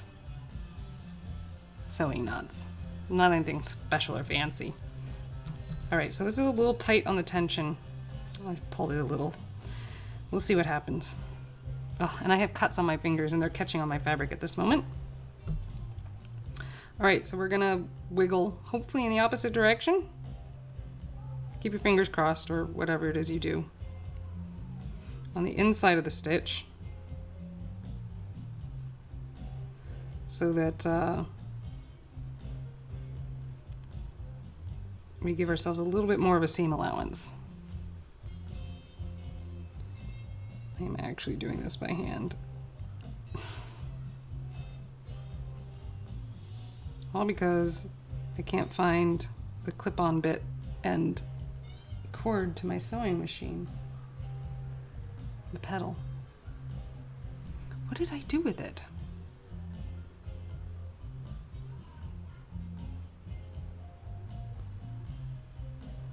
Did something with it. So like I picked them up from the people that did the work on my machine, who I've mentioned in previous streams, but I'm not going to mention now because I put a sticker on my machine, and that pisses me off. I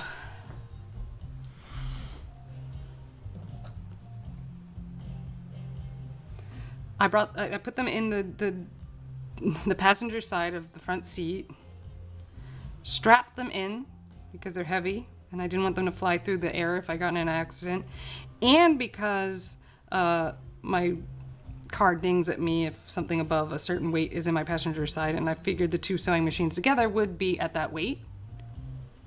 And then when I got home, they were covered in their bags, and I left them on the landing for a little bit.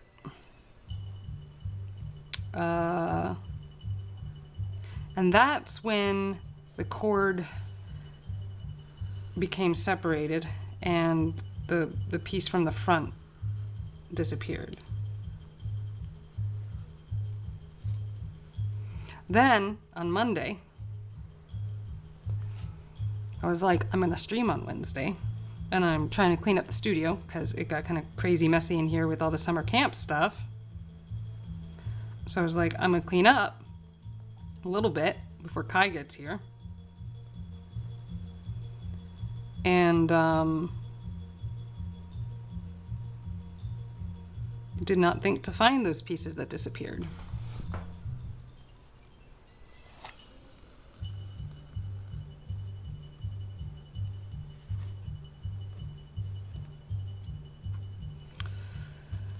Do you guys feel like you're in a high-speed horse race chase right now? This is the music I have licensed, okay? Don't judge. Or do judge. If it bothers you, this might not be the right channel for you. Yeah, just saying. It's just weird enough, right? That's what we hope for. Just weird enough. Isn't that what everyone wants?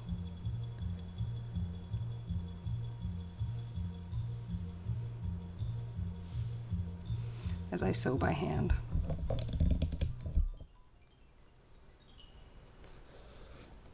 It was quick. Squirrels took them. Yes, squirrels took the horses. And for a change of mood, pace. I thought it would work for a video I was editing for Instagram, and I just needed 15 seconds of it, so I bought it.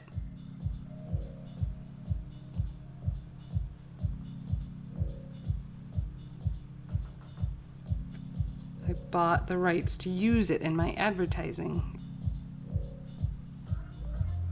and online videos from Adobe Stock.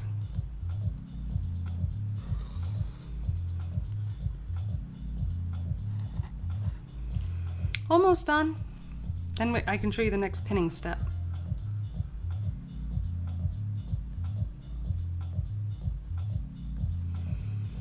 High-tech, techno, Twitch, and hand sewing. That should have been today's title, but no. I went with the laser cats versus black cats. And I thought it was adorable.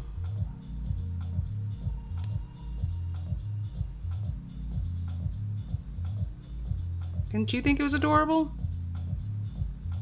Either way, cats win.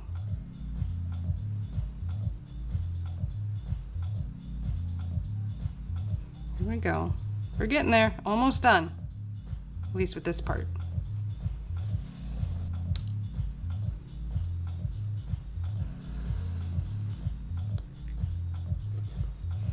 I'm so gonna have to wear this mask to school on Thursday. Just for having gotten it done today. By hand on Twitch. Some of my older students who might watch me on Twitch will totally appreciate the fact that I'm wearing the mask to their class.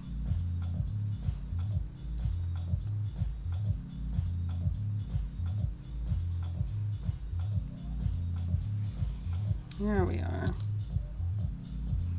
All right, so we're gonna do that tying the knot trick. Where we tie the knot and then we slip that a pin into the center of it, right where we want it to tie. Hold that pin there and then pull that knot. Oh, my pin is not in the knot. There we go. Pull that knot and it just moves it down the string and gets as close to the exit of that string from the fabric as I possibly can. It might have taken me 30 years to learn how to do this.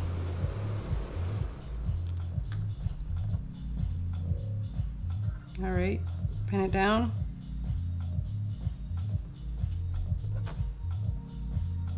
There we go. Double knot ought to do it. We're gonna cut it. And I'm gonna show you how to pin these together without TV magic and turning cats into windows. Deal? Here we are.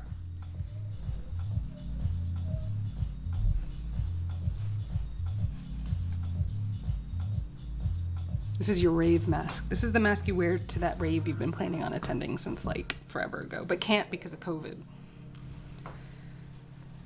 Okay, so we pull these apart. Pull them apart, right? and press the good sides, the outside sides together. Line up that nose and that neck point together.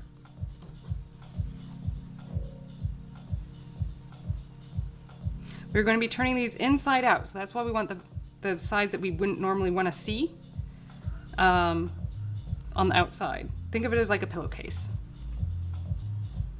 If you've ever sewn a pillowcase. I don't know why that's my reference point for sewing. It's sewing like a pillowcase. That's obviously not normal. Cool. So, you know, find whatever reference point works for you. Have you made a pillowcase? Is that a good reference point? Press it in. All right, now, see, the pieces are just a little bit different. That just happens because I keep shaving off little bits of my pattern and stuff as I go along. I'm gonna pin these, and then when I'm done sewing, I'll just trim it, and it's not a big deal. I don't notice a difference. Okay, so the cat fabric turns to the right, the white fabric turns to the left, so I'm going to pin it that way so that it stays that way within the mask. If you happen to get your hands on some of this copper impregnated material, don't iron it. Trust me, I made that test already for you, so you wouldn't have to make that mistake. It melted. If you didn't get that, it melted. Okay, so again, I like to pin that nose piece to that neck piece and get those seams lined up first, okay? And then I like to sew the cheeks, pin the cheeks rather.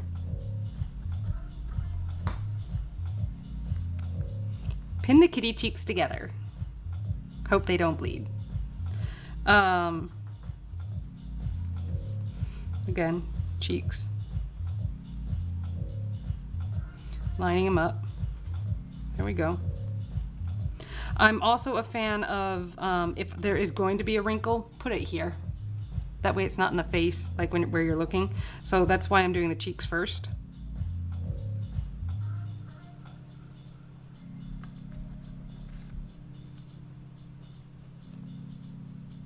Oh, we forgot the ear flaps, but I'll show you how to do those once these are basically pinned together too. There we go. I got a little funny cat right there. Can you see it? It's the back of the fabric, but it'll be funny.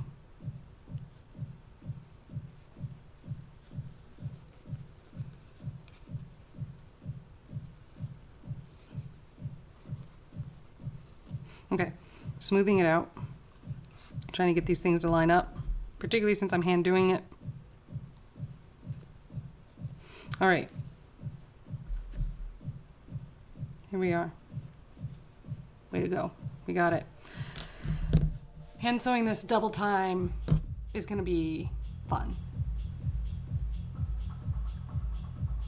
Okay. I need an elastic. I have my elastic. Again, roughly 8 inches. I also can actually measure it right here without getting a measuring tool. It's kind of nice.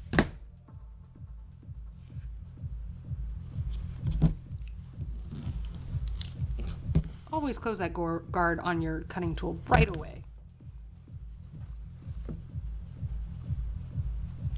You're gonna slip this in here.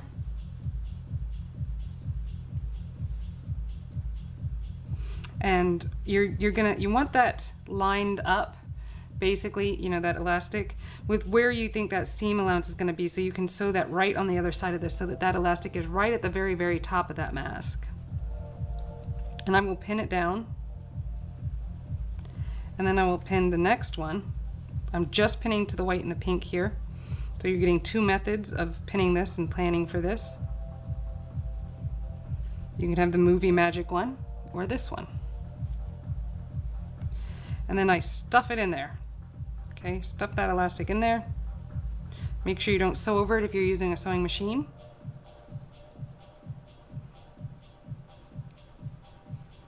There we go, and pin that in. Okay. Hand sewing this elastic is going to be one of my biggest concerns with this process, but we will work through it, okay? I'm going to have to like double up on stitches on it or something. I'm adding a few more pins because I'm hand sewing this and I trust myself less. We're going to keep that open, right? It's going to be like a pillowcase. Is anyone else getting that reference? I should drink water. Makes me miss Anna. She would remind me to hydrate. I had my water bottle. Cool. I don't anymore. This stream is going so well.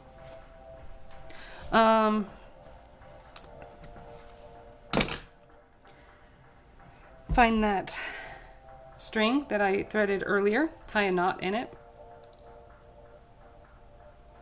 And because I know it's not the full length of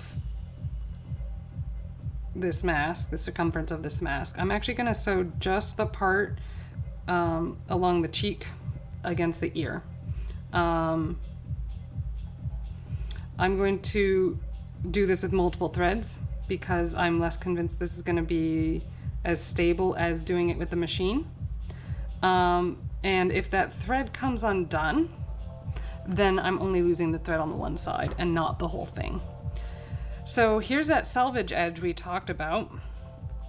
So the trick is here, if you're doing this and using a selvage edge, just sew just on the inside of that edge, whether you're sewing with a machine or by hand. Okay? And I'm gonna do that wiggle stitch. We're gonna wiggle stitch. Here we go. And wiggle stitch. You just have to make sure that needle pops out on the other side. That's it. It's that simple. Wiggle it back and forth. Okay? In the smallest increments you can. That will make your strongest, tightest, smallest stitch possible.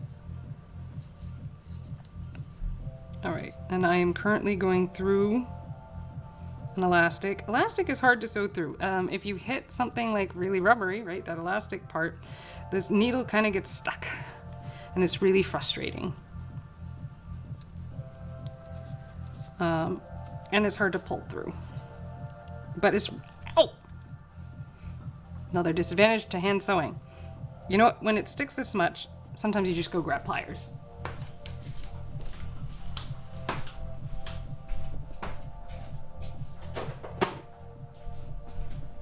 Because I'm not opposed to using tools, even power tools, when sewing.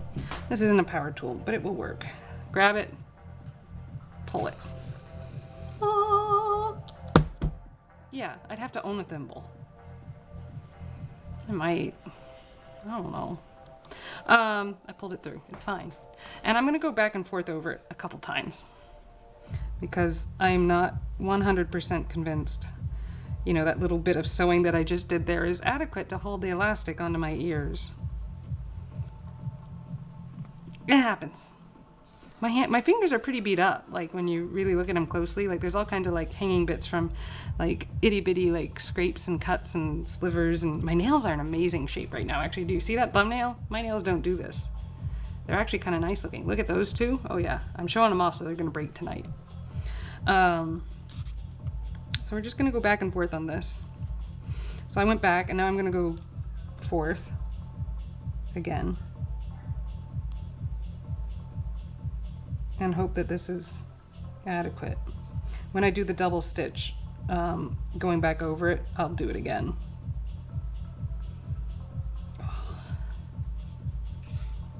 We should make a thimble in resin or silicone. So silicone, the needle just pokes right through. I have thought of that, but like, I don't like wearing thimbles. It decreases my sensitivity and all that jazz.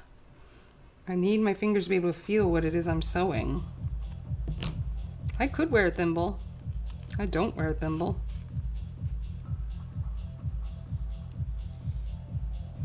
Awesome. So my strings have gotten a little off. Here we go. They're not balanced anymore. Pull on that loop, make them balanced. Pull that needle again, pull it through. Here we go. All right, I hope that's secure. I really want to be able to feel what I'm sewing. If I had a thimble on, I wouldn't be able to do this wiggle sew thing. I don't think. Maybe I'm wrong. I don't know. There's definitely... I don't like hand sewing. Why would you say that like I'm joking? I don't like hand sewing. Is it because I don't wear a thimble? You think that's why I don't like hand sewing?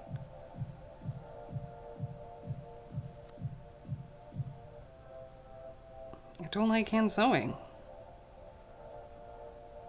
It's slow.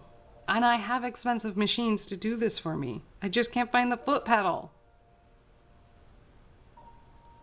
Oh, this is a really dramatic change from before, guys. Can you handle it? Or are you going to go to sleep? You might go to sleep.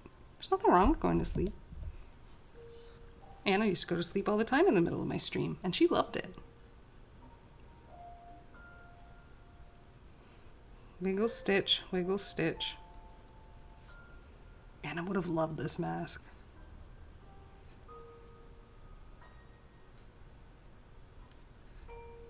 There we go.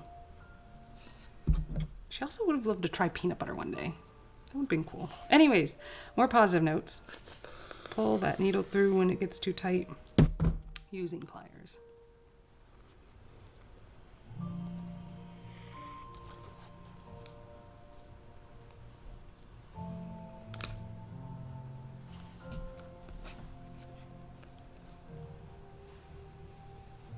There we go.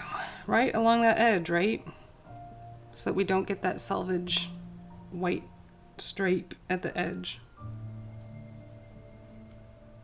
It's such a naughty rebel sewing thing to do. It really is. To use the selvage, but I'm doing it.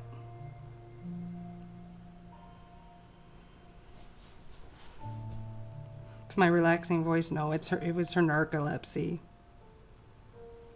Oh, Lady Frona, did you watch the last stream by chance later? I know you weren't there live. Anna has passed.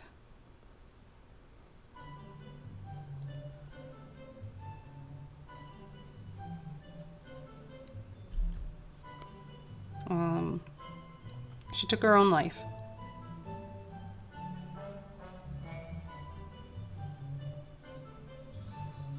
But hopefully she's not in pain anymore. By the way, suicide hotline numbers. Hey, Lady Frona, you want to type those in real quick?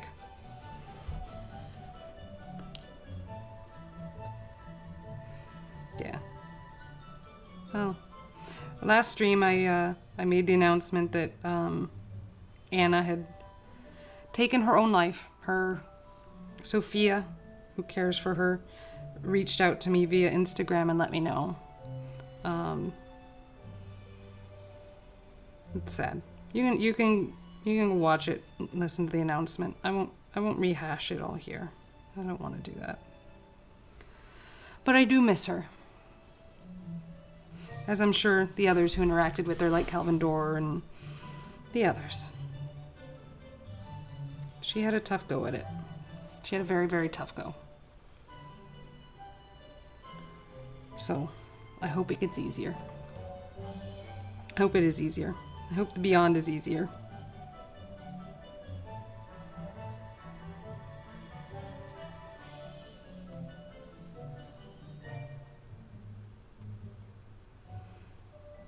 On that note, thanks, Lady Verona.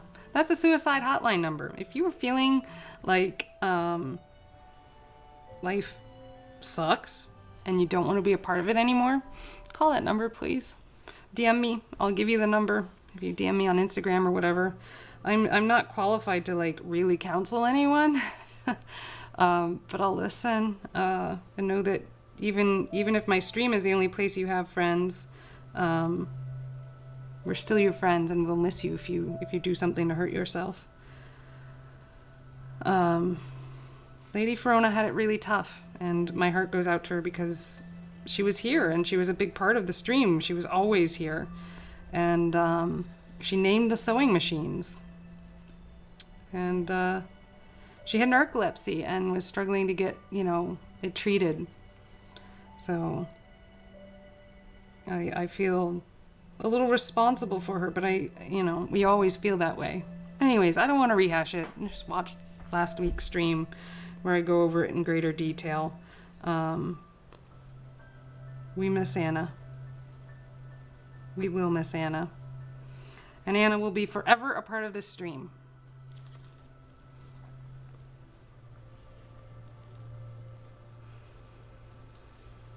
But if you're thinking about hurting yourself, please call the suicide hotline. Please. I do things all the time through the studio that remind me of her. And I always had, and I didn't realize how much I really thought about her on a regular basis, which is kind of fun. To make these friends on a streaming channel. I didn't think I'd make more narcolepsy friends on that I didn't know in in real life or whatever. So, life does that to you, right? You just kind of meet people and you're like, hey, these are my people. And then you hang out with them. Excuse me. But Anna was awesome, but she'd had a tough go at it.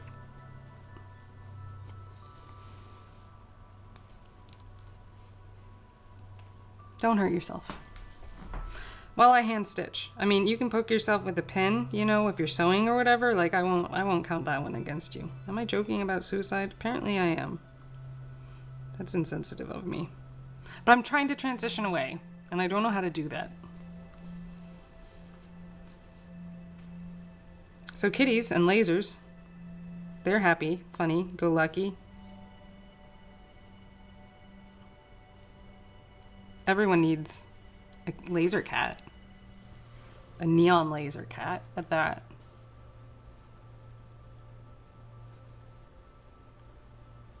As I sew.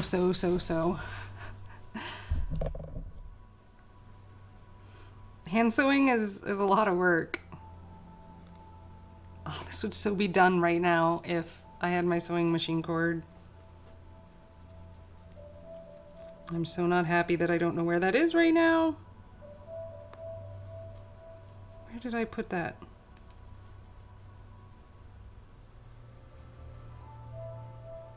Wiggle it back and forth.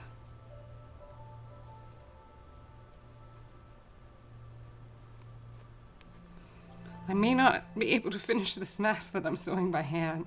You have fat cats? My cats were fat. Well, my one cat was fat, and my other cat was underweight. It's a related problem. All right, so I've sewn up and down that twice, and now I'm going to do the pin trick to tie this knot. Like I said, it took me 30 years to learn this trick. Big boned. I lost my mouse. There it is. I have a big bone cat, but she was also fat.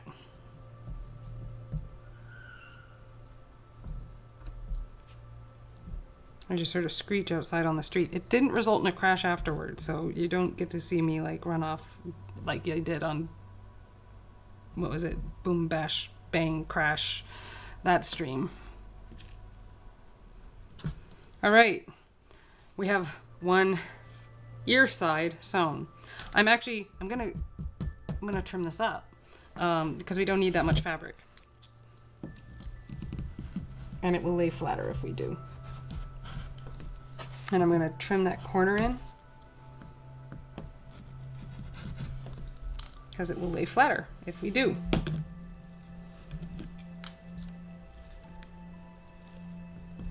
I feel like this is like the music that plays when you're getting a massage.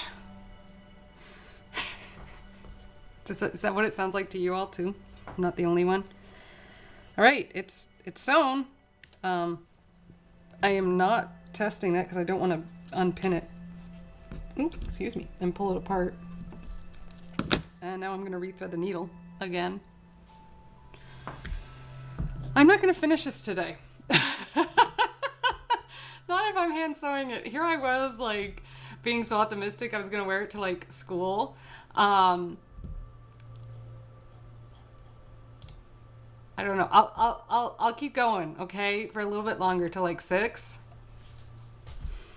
All right, so we get an hour and 20 minutes. What do you think? Do you guys think something that usually takes me 20 minutes on the sewing machine, am I going to be able to finish that in an hour and 20? And I've already done this much so far by hand, so like whatever that 40 minutes of sewing was. And I just lost my sewing needle. Nope, nope, it's attached. Nope, it's not. Okay, where'd it go? Oh, there it is. Could you guys see it? Where'd my bobbin go with my gray thread? Cool. Trim that up. I might have to sit down.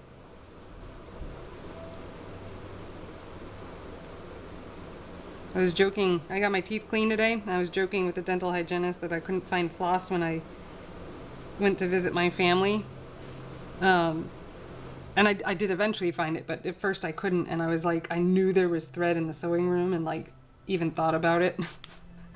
the hygienist joke about using thread as floss, and your hygienist will find that funny. You know, if you're trying to like make your hygienist laugh.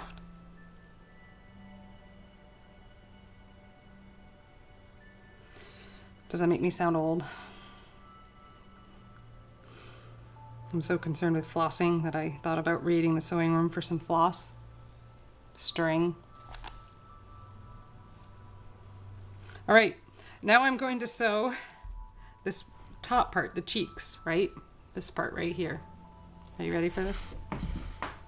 I may not be. We're going to start over here on the other side of that seam. And we're going to do the wiggle sew. Wiggle, wiggle, sew. Make sure we're catching fabric on all levels. It does appear we are, but I'm going to bring it down just a little further. So you haven't seen the dentist in 2 years? Is that because of COVID? Go see the dentist, woman. Dentists want to help. You're gonna have cavities. Maybe you won't. Go see the freaking dentist.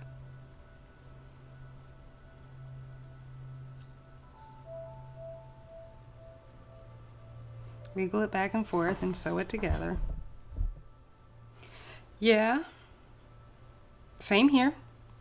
So Manchester is only at 54% vaccination status last I checked, which is cool. That's great. The state, I think, is at 74, but double check my numbers. Yeah, I get that. You can like go to the dentist and be like, are you all vaccinated? And be like, and wait until you find a dentist. The fire department tested positive for COVID. That's great. That's great. Yeah, so like I've had to switch masseuses, I've had to switch chiropractors, all kinds of stuff because they didn't get vaccinated and did not intend to get vaccinated. So I switched providers. I have no problems doing that. So, you know, just call around until you find a dentist that is fully vaxxed and their staff, and be like point blank about it. I have no problems doing that. That is you watching out for you. So we have fire across the street from us. Everyone's fine. But you know, I tend to jump into like help people mode when that kind of stuff happens. We have really old houses around here. And so I'm always like, gotta help the people with the house, because one day it could be me, and just because that's who I am. But I usually fill up my igloo water container and just bring it out and bring water around for everyone. And even the firefighters and EMS workers like that. So so that's what I do. And so I stood outside there and I noticed that, you know, it was the house and that mom and baby were home. There was a mom with a 1-year-old and they were just standing outside. Like she didn't have a carrier. Baby was, or she had like a a Bjorn or something like that. And, you know, baby doesn't have any clothes and they're just standing there and like watching their house burning and the firefighters responding. So I was like, oh my gosh. And so I asked, I yelled it across the street, are y'all vaccinated? And they responded yes. And so I was like, come into my studio. It's air conditioned. So I turned up the AC and let them loose in here and was like, just stay out of the sun, get cool, it's gonna be okay, you know, whatever. So they hung out here. But my other neighbors, I asked them if they were vaccinated, they were like, no. And I'm like, okay, you're not coming in my house. First rule of first aid, make sure you yourself are safe. Do not put yourself in a situation which will jeopardize your health. In which case, I would be firefighters could come into your home unvaccinated. Oh my goodness. That's terrifying. Absolutely terrifying. So yeah, I'm teaching you how to make COVID masks so you can protect yourself. Phone, wallet, keys, mask, even if it's a fire. Ugh. Great way to install confidence in civil servants. Firefighters don't get vaccinated, and police seem to hurt people. Awesome!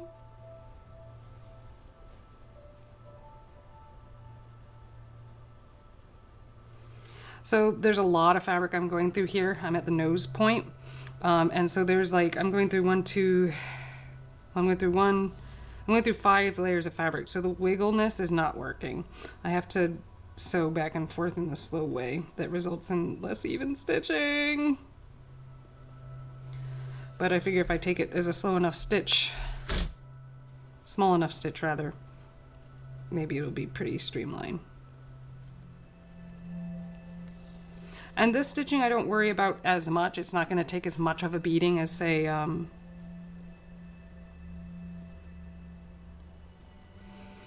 that front stitch that's right in front of your nose and mouth, you know, where you breathe out of and where the tension from your ears is pulled and all that kind of stuff.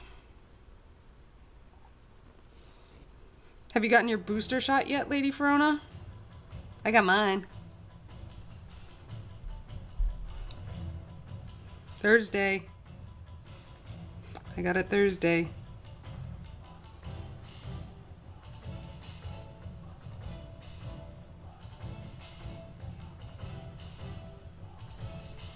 I feel like this is like the fight song in some Disney movie. Pretty sure it's not. I licensed it, and I don't think I would be able to like license a Disney property. I do not have that kind of budget. I don't know. Well, call your doctor and find out if they'll put you in the compromise group and let you get that. You can get it at CVS. Like, just call your doctor and make sure it's that you should get the booster, and then you can schedule at CVS or Walgreens or whatever's near you. My doctor was like, yeah, it's 2 weeks out to schedule an appointment or whatever, and so I just did it online at CVS.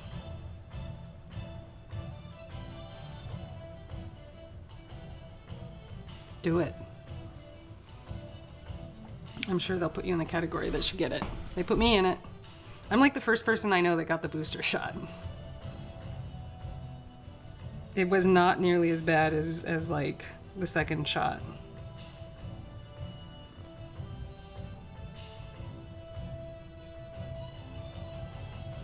Wiggle stitch, keeping it tight.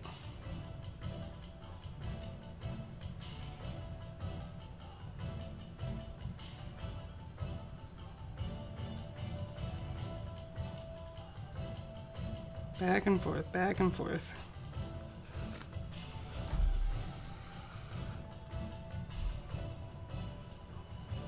So much work for a mask. Well, but this is good information, right? Like, you don't have to have a sewing machine to sew masks. You really don't. I just really thought I'd be showing you sewing on Baby Lock.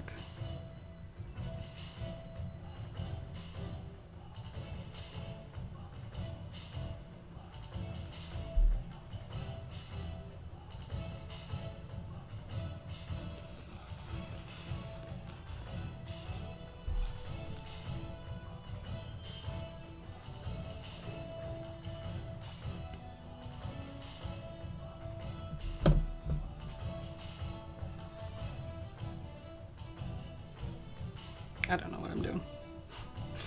Dancing. Trying to be entertaining as you know, do something as exciting as watching someone hand sew.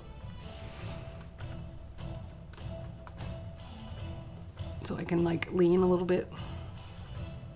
Move my cameras around. Wiggle sew, wiggle sew. This probably has like some official technique. Name. I don't know. I'm calling it wiggle sew because you kind of wiggle it back and forth. I'm sure like more skilled people at it don't have to go back and forth like I do.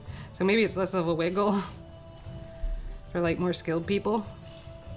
I'm not a hand sewer. Not really. Here, let's do this.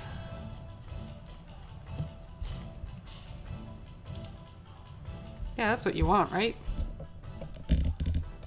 That weighs this on me. Oh, that got fuzzier. That's not what we want. Ooh, that's nice and clear, right? Why didn't I do that earlier? I don't know. Because this is clearly a high quality streaming channel.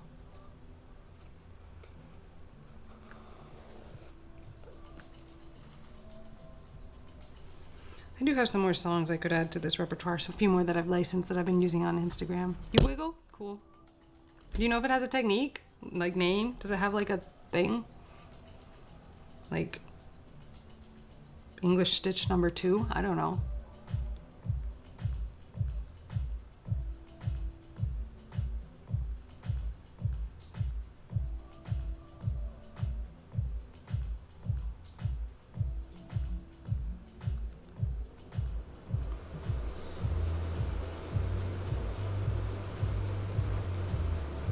Alright, we're almost there. Getting to the end. Coolness.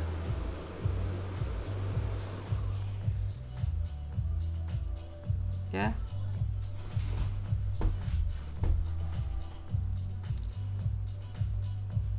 Alright. That's pretty good. We're gonna tie a knot. Not bad. Not bad at all.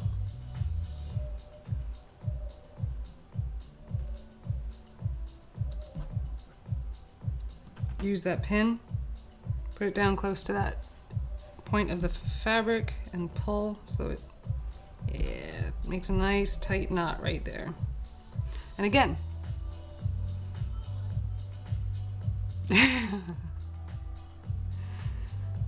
that's it. It's called the English stitch number 2. What's number 1? I haven't learned number 1. Why did I learn number 2? Actually, number 1 was the going back and forth. I'm sure. Oh, I missed it. Okay, I gotta do that again. The third time will be the charm because it'll tie the 2 knots that I now have together.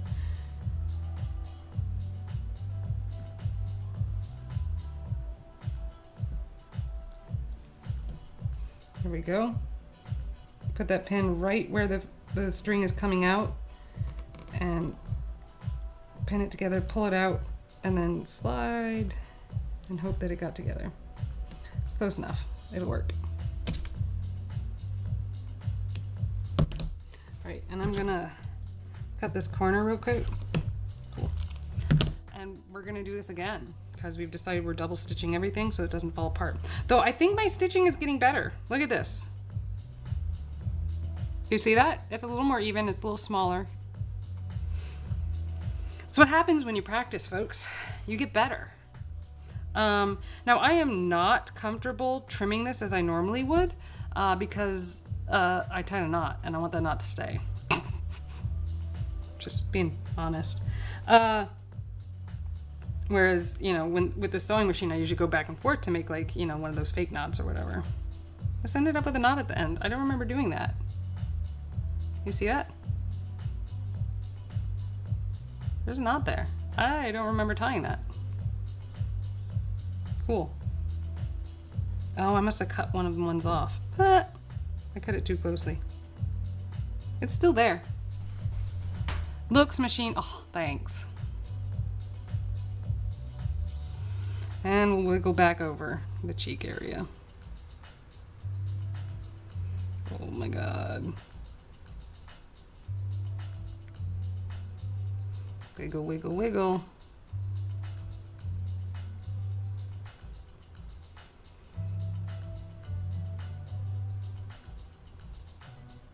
Oh, I won't be on till 6. It'll probably be closer to like 5:50.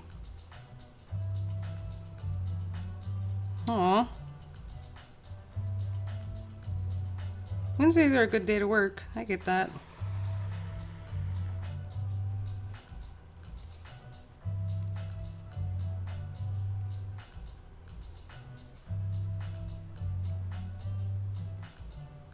This is the only way I can figure to make a really even stitch. And how like people with failing eyesight or stitching in front of a fireplace or whatever could possibly have done this well enough. I mean, can you imagine doing this like without metal needles? Ugh.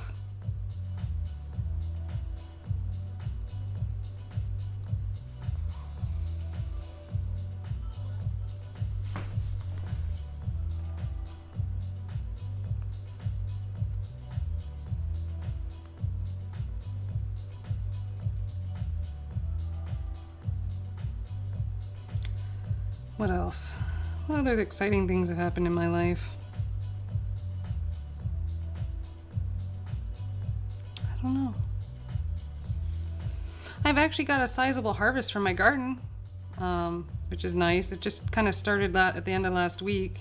This year has been wet and warm, unusually warm for us. So that didn't result in the best, well, like cold at night too. So it didn't result in the best tomatoes for us, but peppers have been doing well. So like there's that. My green beans have finally started producing as well. Oh, and I checked out the New Boston garden where I did the Three Sisters planting. My corn is 15 feet tall. For real. 15 feet tall. So that's tall.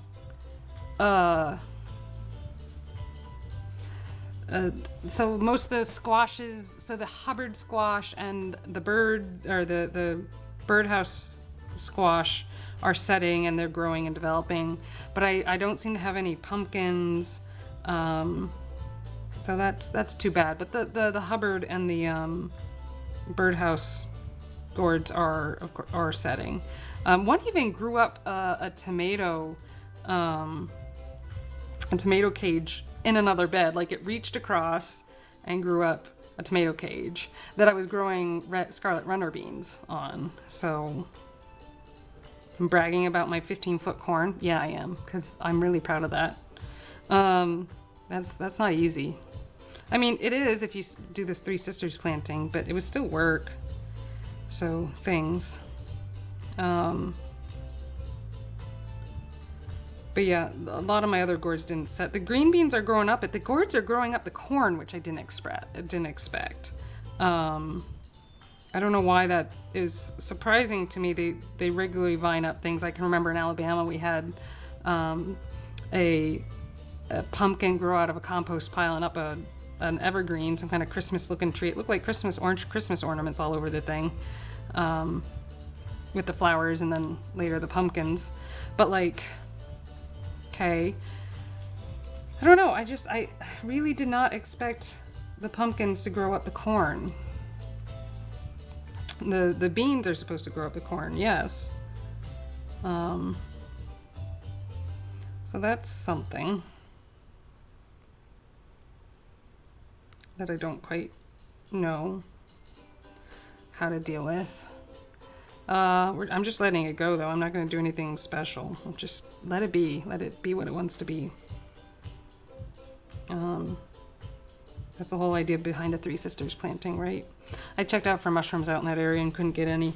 Next year, if I grow corn, I am totally getting some corn smut inoculant and putting that in my corn because I want mushrooms. And I hear it's tasty. It makes good tacos. I didn't get to it early enough this time around.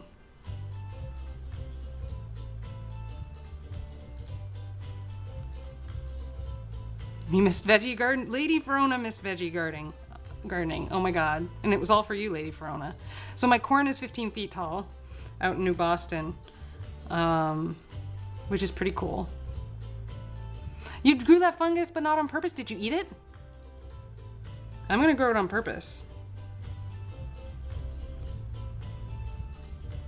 Ooh, did I just hear thunder? Exciting.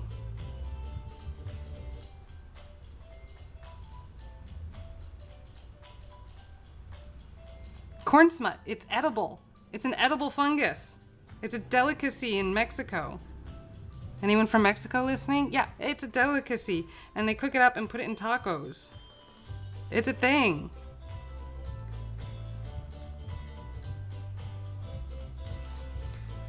So like, I am totally gonna grow it on purpose on some of my corn.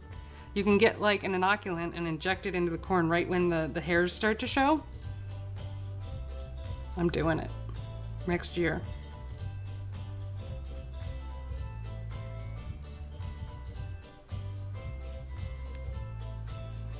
Wiggle, wiggle so, wiggle so. Yeah, so if you get corn smut again, Amber, or Lady Verona, then you gotta like grow it, like, and eat it. It's a mushroom. It's a fungus. It's totally edible. Yeah, I might, if I do New Boston again, I will grow the same system I've got here. Same system this year, but with a different fish setup. So that the owner's dogs don't come to them with fish breath all the time. I just wanted to grow the glass gem corn because it's pretty. So I'm going to see about growing the corn smut on glass gem corn and see if I can get pretty popping corn and then corn smut for like dinner.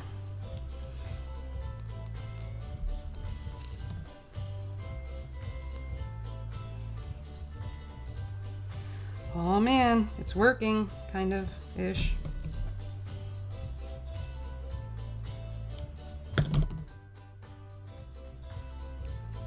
It didn't go tight enough. We'll do it again.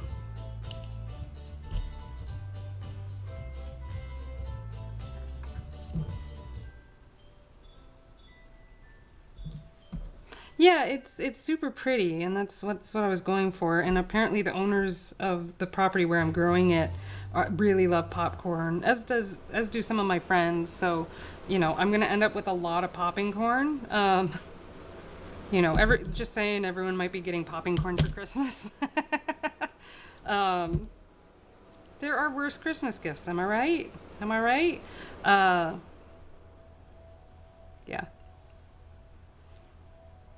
All right, tying a knot to go do the chin. All right. We have double stitched the upper part right here. We have double stitched down this side, and now we are going to do the chin. And before we sew that, I'm going to trim it just a smidge. These scissors are not great. These scissors are actually terrible. I'm going to unpin it, and I'm going to run the rotary. There we are, that's better. Close enough. I can make that work. Cool.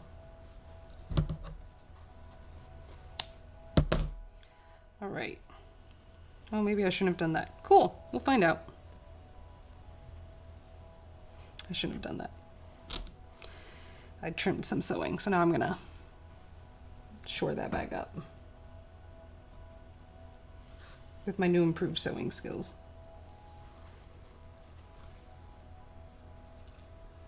We always make mistakes, especially when it's the first time you're doing something. Everyone's an artist. Everyone makes mistakes. It's normal. Don't hate on yourself because you made a mistake. I just made a mistake.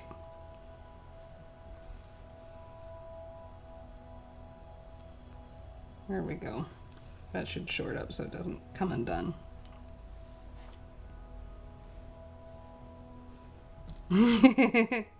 You have, huh? Yeah, that's probably going to be the thing I send to everyone. Sorry, COVID. Happy Christmas.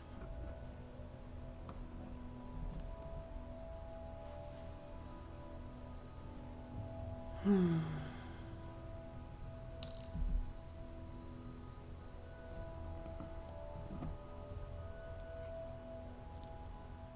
we go. Pull it real tight. Trim it up. And let's go at this again. Anyone dislike getting popcorn kernels for Christmas? Or not that they mentioned it to you, I guess. Oh, and all my family's keto. I can't do that. There goes that idea.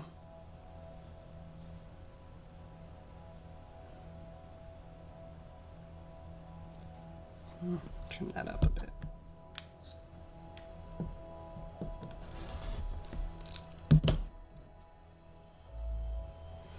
Okay. Cool. This goes in this direction. This goes in this direction. Let's pin that back up. This song has a huge lead up. The song is a giant lead up.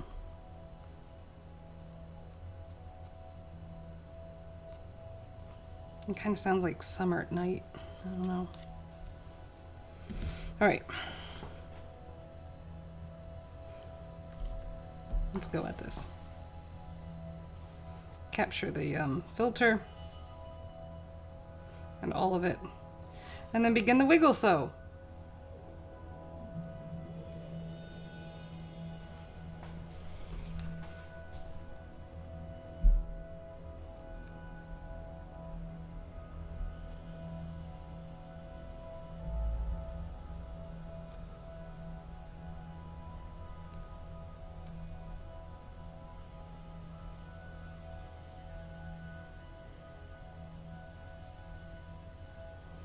Going for tight stitching. I'm going to see how tight I can really make it.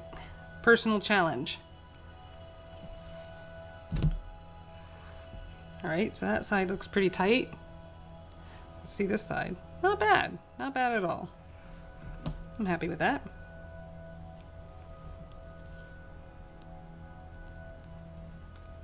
I'm getting better. Practice, people. The only reason I'm good at anything is because I practiced.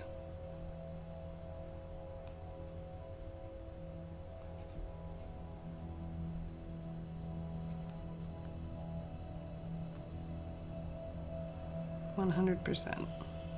Practice.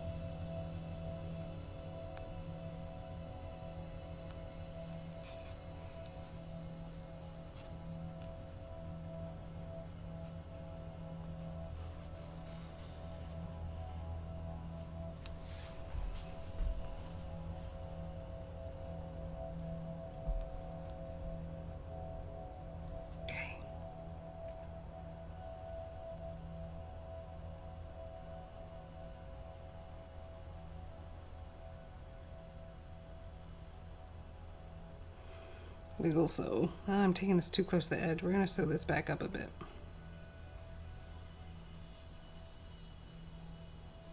That's better.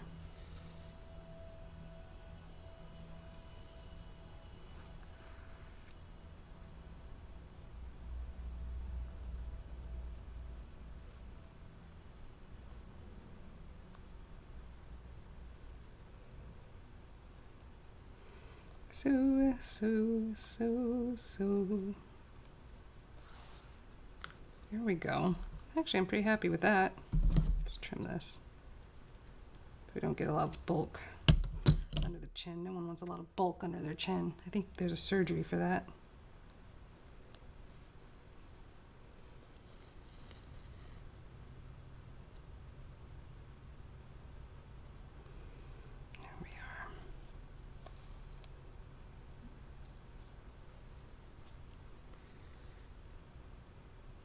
And now I'm going to sew it back for that double stitch.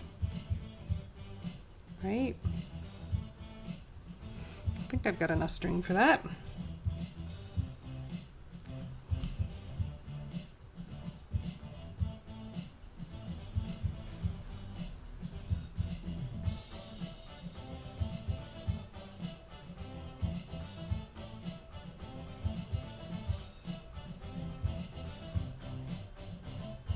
Here we are.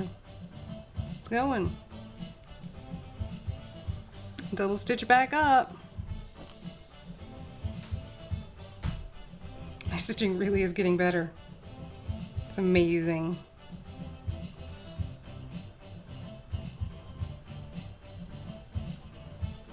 Practice, people. If any of my students are watching, look, my stitching didn't start out so good, and I kept going with it, and I kept stitching, and it got better. That's how it works. You don't start out ever good at something.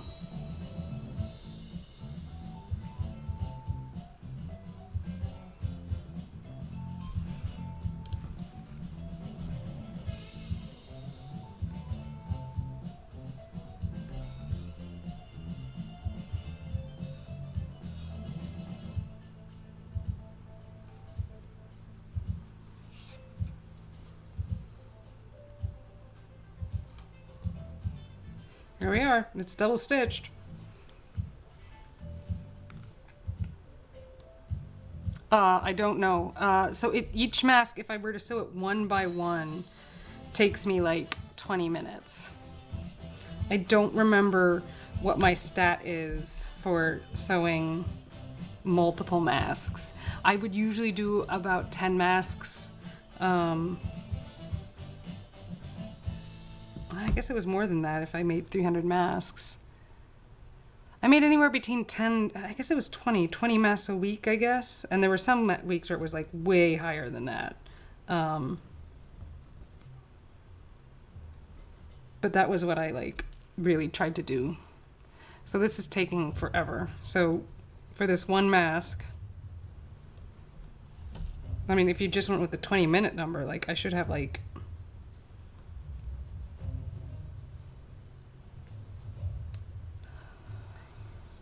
like 6 masks done by now.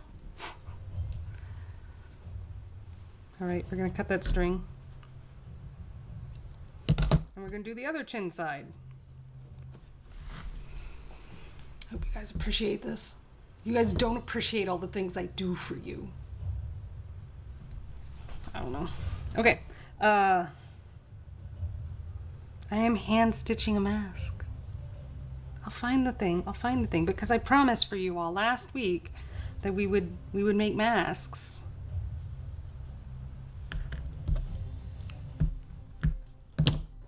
I'm happy to do it. It's pretty much what I'd be doing otherwise. Well, this time I would definitely not be doing this. I would continue looking for that foot pedal. I would not have like committed myself to hand sewing this thing. Here we go. Yep, this is a very, very valuable mask. What else about my garden? Yeah, so we got like the first bit of tomato and green beans. I mean, not the first bit, but like the first reasonable harvest. Then the last week and then mid this week because I just picked it all because we're about to get like 2 inches of rain. Like some kind of crazy storm. Well, the hurricane from the south has come up and it's just a storm now running up the east coast. And then there's some other storm, I think, coming out of the northwest that's gonna like merge over New England or something. I don't know. It's a thing. It's gonna happen. So we're gonna get a lot of rain, so I went and harvested a bunch of things.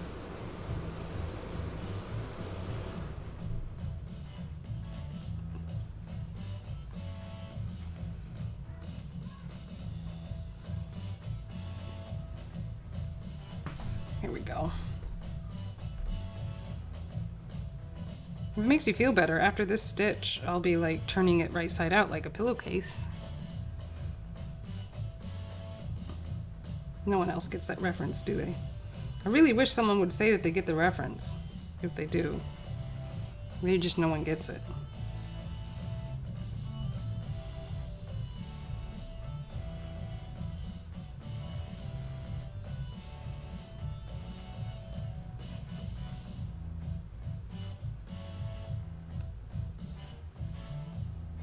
Doing the tiniest stitches I know how.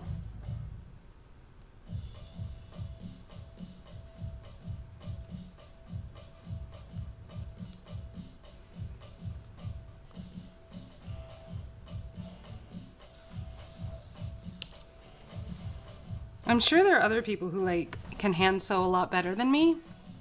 And they maybe have better numbers compared to my, compared to my hand sew versus machine sew. I really don't know. Okay, now we're gonna take it up to here. And double back so we get that double stitch in. We have about 30 minutes left. What do y'all think?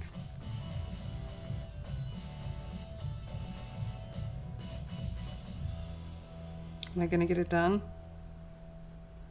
I'm working against the clock here.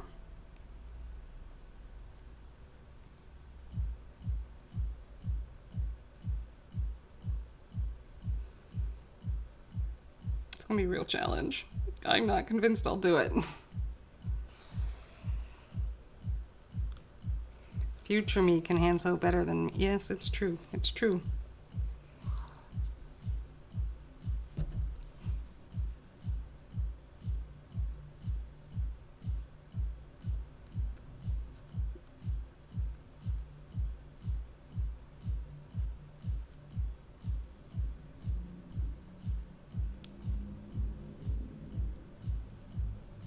There we go.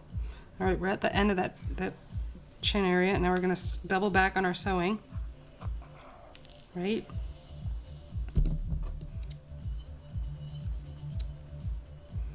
Cut that corner so it doesn't get bulky when we fold it over.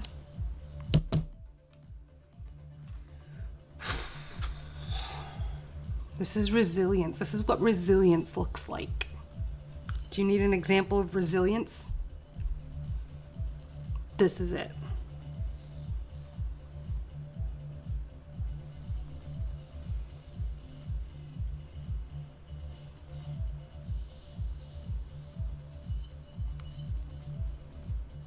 Sewing in that wiggle so we get the nice even stitching, the tiny stitching, tiniest stitching possible, double tiniest stitching possible.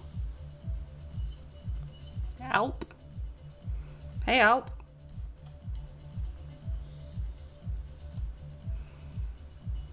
Love you too. Don't know who you are, but you're adorable. Glad you're here.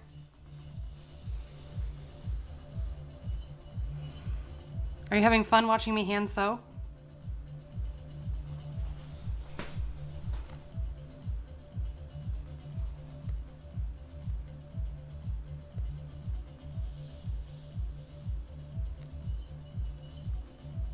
This is what grit looks like, if anyone's wondering. This is when I told you I was going to sew masks, and then my sewing machine was out of commission. I still sewed masks.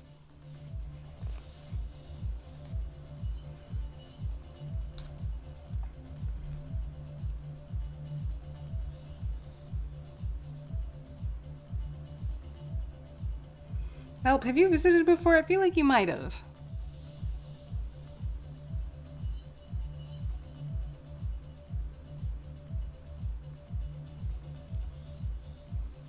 Welcome back.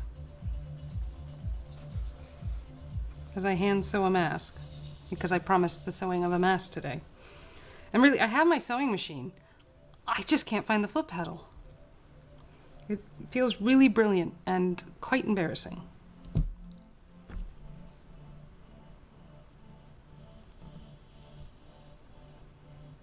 There we go, tying that knot, and we're going to turn it out like a pillowcase.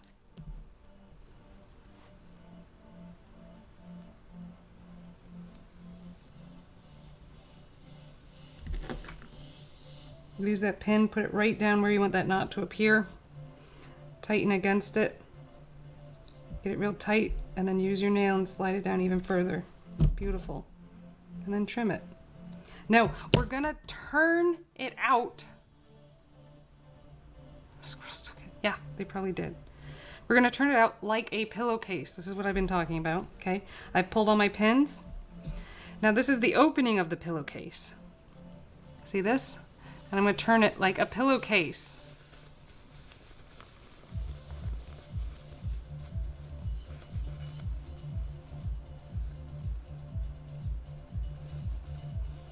and it's almost a functional mask. Actually, it doesn't look that different than from when I hand sew them, or when I sew them. Squirrels have totally taken it.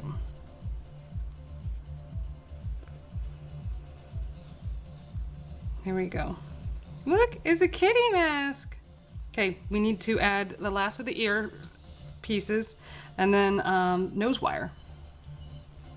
So it's like a pillowcase, right? You got that reference now? Somebody? Bueller? Looks like I will change this later, did. So it's a mask. Right, we're gonna add the nose piece and the other ears, but it is essentially a mask. Now, were I sewing this on my machine, I would top stitch it. I'm not doing that by hand. Maybe I will, but I'll do it in front of the TV. I'm not doing it by hand in front of you all. Here we go. Look, and it's got kitties. The laser kitties have won. The neon kitties have won that big battle.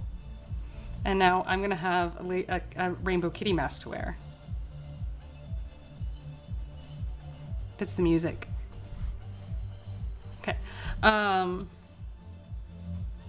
So I like to pull out all the little nooks and crannies that I can at this stage. And really kind of, I like top stitching it because it makes it lay flat. So I'm just gonna pin it and hope that just a little bit of time setting in that position will help it stay in that shape. And really, it's very likely that once I find all the parts to my machine, I will top stitch it with the machine.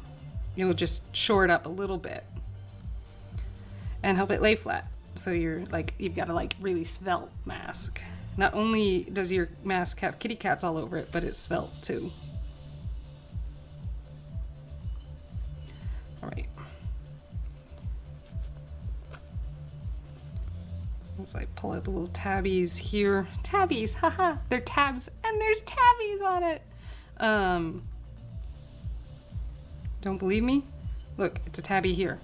That's a tabby. It's got stripies. Tabby, tabby, tabby, tabby. I think that's a tabby, but I can't tell. There's a little bit of a tabby here. Anyways, kitty cat mask, great. Laying it flat. Now, the next step before I close this is actually going to be to sew a straight line for the nose wire. So I'm gonna hand sew a straight line for the nose wire.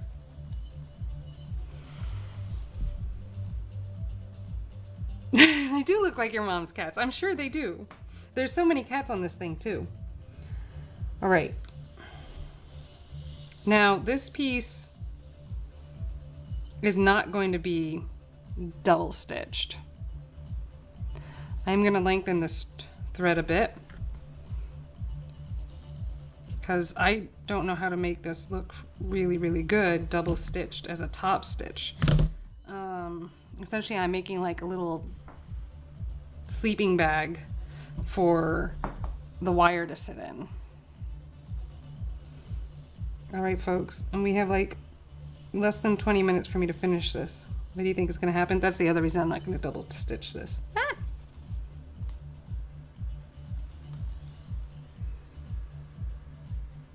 Okay, I gotta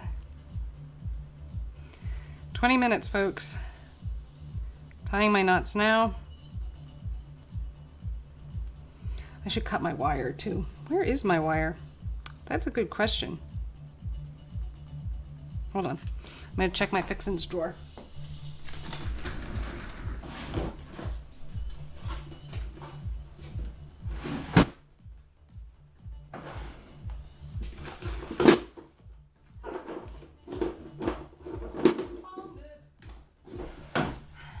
Nose wire. I buy it in reels. Oh, I thought I cut it.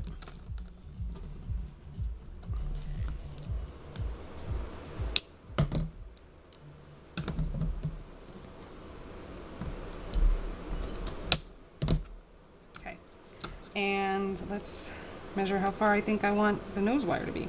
This is a 3mm flattened wire.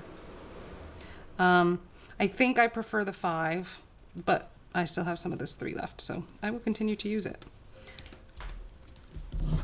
I trim the wire up to the length I want. It's not new wire. It's so we have. I've had both. This doesn't want to cut. I gotta go get a cutter. It's not new wire. I've been using it for a while. I was having trouble getting the 5, and thought that 3 maybe wouldn't be that much of a difference. I was wrong. I prefer the 5. The 3 gets kind of twisted sometimes in the washing machine and stuff. I don't like that. So, and then I fold the edge over so that we don't poke through the fabric, and flatten it. Just like that. Fold it over. Doesn't have to be a big fold. It's just so that the wire doesn't cut the fabric.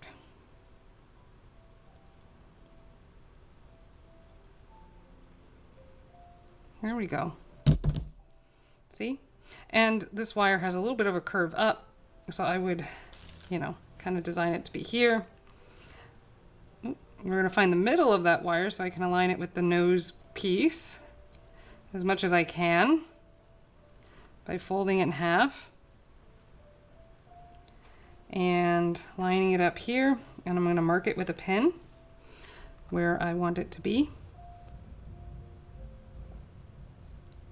And I'm using a different pin than the other pins I have on this thing, so I remember that that's a stopping point.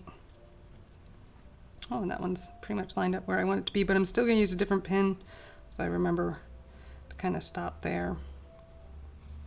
We'll use this to flatten. There we go. All right, here we go, top stitch. To make a sleeping bag pocket,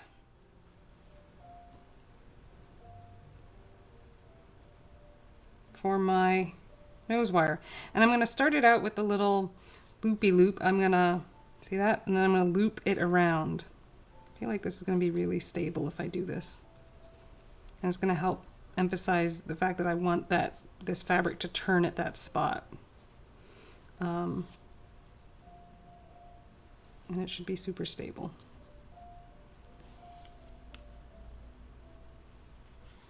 There we are. See that? I looped over it. It's not something most people would notice. Now I'm going to sew down a distance. Now, even with this thinner wire, okay, you still want to make a reasonably sizable pocket because it's hard to slide it in. It really is.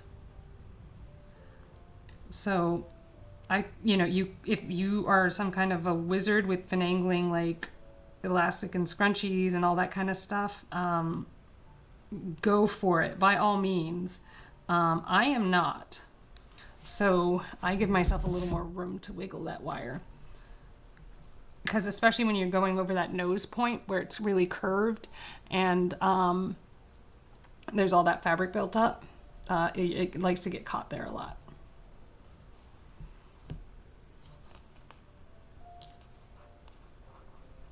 Whoop. There we are. Okay, there we go. Nicely stitched. That should hold it. And now I'm going to switch to sewing on this side so that you guys can see a little bit. See, I'm worried about that. That doesn't look deep enough. I'm going to double stitch that. I'm worried that the wire is going to be able to slip out of that.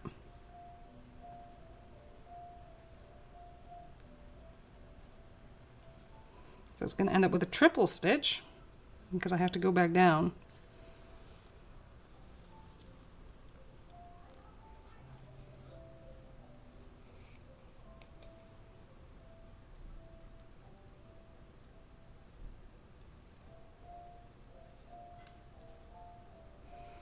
Pull that through with the tiniest stitch possible. I'm going to trim that thread because it's bothering me. There we are.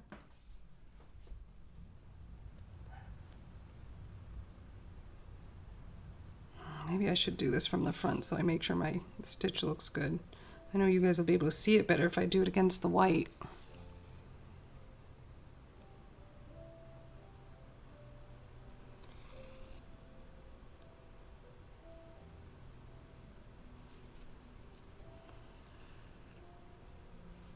There we go. See? You can't even see that stitching really.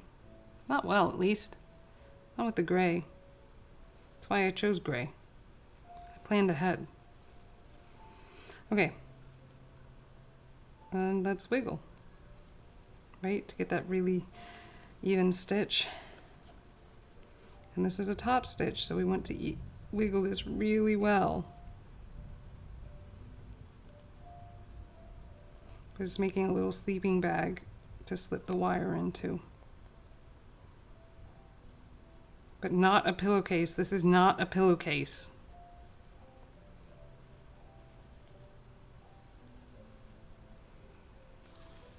Does blend well. Oh, there we go. Come on. We can do it. See? Look. There's my little top stitching going on.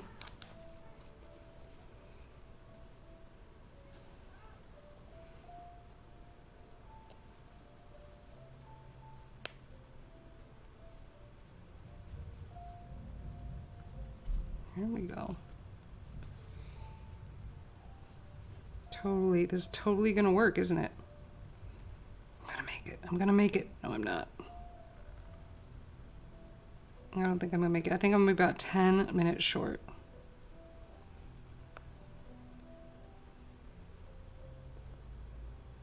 I'm totally gonna be 10 minutes short.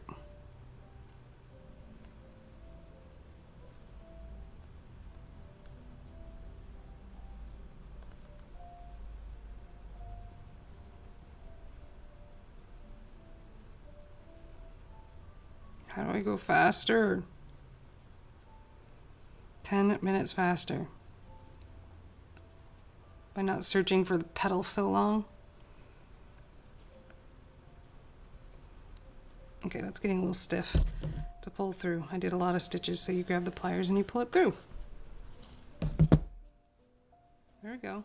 Look, you can barely see it.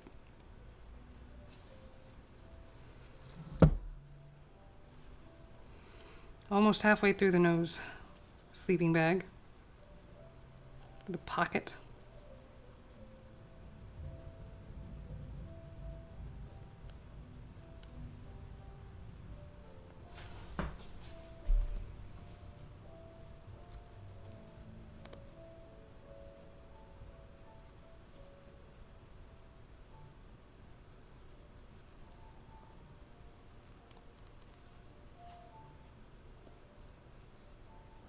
There we go, working it through.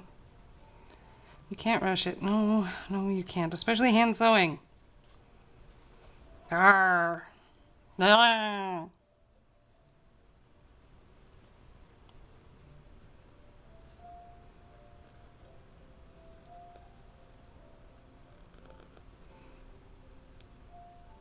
There we go. Pushing it, pushing it. It's gonna happen. It's gonna be amazing. Ah.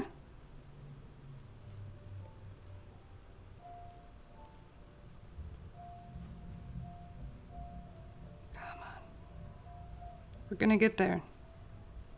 It's gonna be awesome. Oh, I'm going. Nope, nope, nope. Undo that. That went too far. I curved in the wrong direction.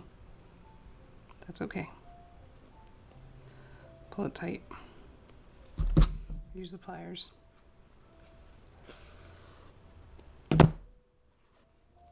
Oh, don't scrunch it. Leave it flat. Tension. Thread tension is so hard.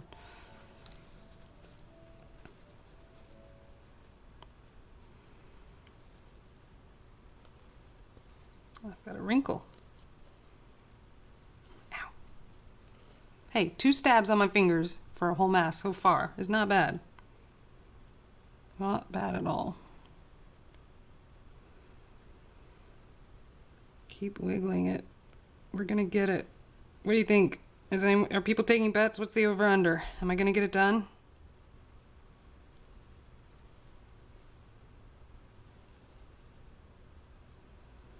I'm trying. I'm gonna need water though when I'm done. Butamus, butamus. Right, it's not the straightest stitch I've ever done, but it's getting there. Look, and I'm coming up to my pen.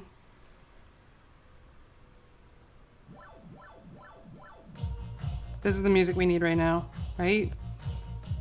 It's the fight the big boss at the end.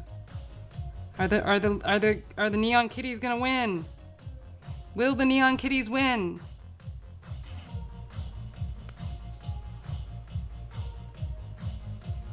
All right, we're at the sleeping bag end. Okay, cool. Now, that stitching's okay. Pull it tight so you get that tension right. Get that wire, flatten it back out, because I've now abused it. There we go. And slide it in right into the pocket. So basically you've created a pocket on the inside right here. You see that? There's a pocket. And I'm throwing it in, sliding it in, and hoping I can get it past the nose part where there are other little pockets kind of created because of how the seams are folded. Oh, it got through. I'm in. It's in. All right, we have a nose wire. Let's do this. Let's sew it up in. Sew it in.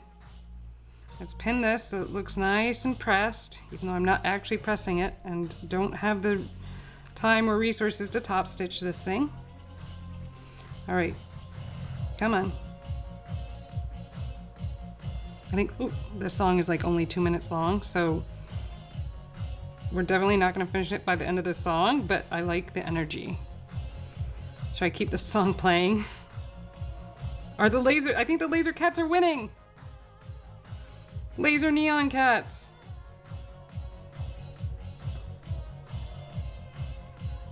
I gotta double stitch this end because that wire is gonna poke out. Yeah, we're at the end of the song. Oh no, we're not. Okay, it fooled me. Come on. Almost there. Almost.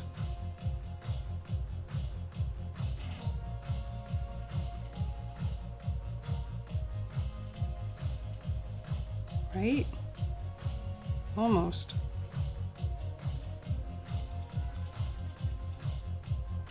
There we go. Here we go. Tie knot at the end. We've at least got a nose wire. You could almost wear this. It's missing an ear wire or an ear loop. Okay, get that pin, get that knot right where you want it, and pull that knot tight onto that needle and put your thumbnail against and pull. There we go. We got a needle. We got a knot there.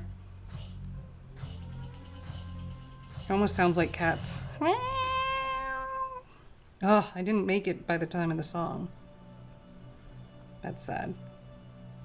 Okay. Now we pull that. Trim it. Okay. So now it's almost there, folks. It really is. Look, you have the straps that go over the ears. You just need a strap to go over here. And you pinch it once you put it on. All right, 10 minutes. Can we do it? We need our other elastic. And at this point, you fold it in. And again, you're gonna fold that selvage edge in, right? It's a prettier selvage edge, but we're still gonna fold it in, all right? And we do everything in our power to line it up so that it folds beautifully. Because I've put a curve in mine, however, I seem to have some extra fabric that doesn't want to fold in. So I'm going to fold it like this and then pinch it down. So I'm folding here, and then I'm pinching and pressing it like that. Let's see if that works for me. We are eventually going to get that elastic in there. Just bear with me. Okay, now we slip this in. All right, so this is causing me problems. There's a little too much extra fabric, so I'm gonna give it a cut so it can bend and slide over itself.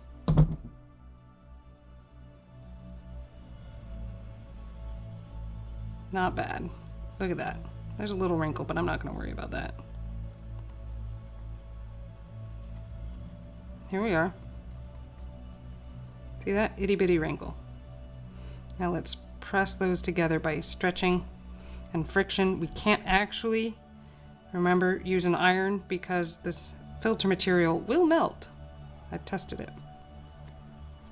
All right, here we are.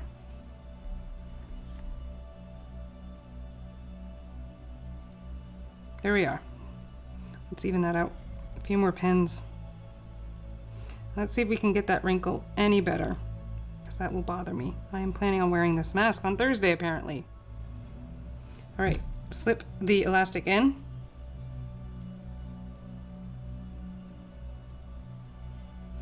Now, if you're worried about your elastic slipping out, you could always tie a knot at the end and then slip it in. Oh, come on. You can do it. Come on. And then we want to match where we put the ear on the other side. Right over here. So we want to take a look at that. Slip it in there. Don't be afraid to get like a full centimeter in there so you have plenty to stitch to. And pin it. All right, folks. Here comes the moment of truth. I'm going to cut what I hope to be my last thread.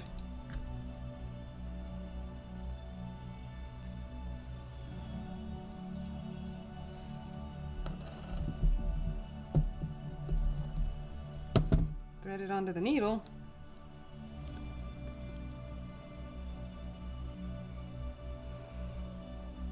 Fighting the clock. Will the Neon Kitties win? If I can get this thread into this needle, maybe. Feeling like an old lady. Okay. Pull it even. Double thread, because I'm always worried about thread giving out on me.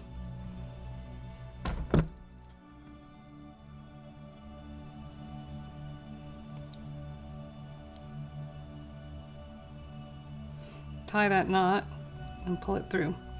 And then double the knot, so it definitely doesn't pull through.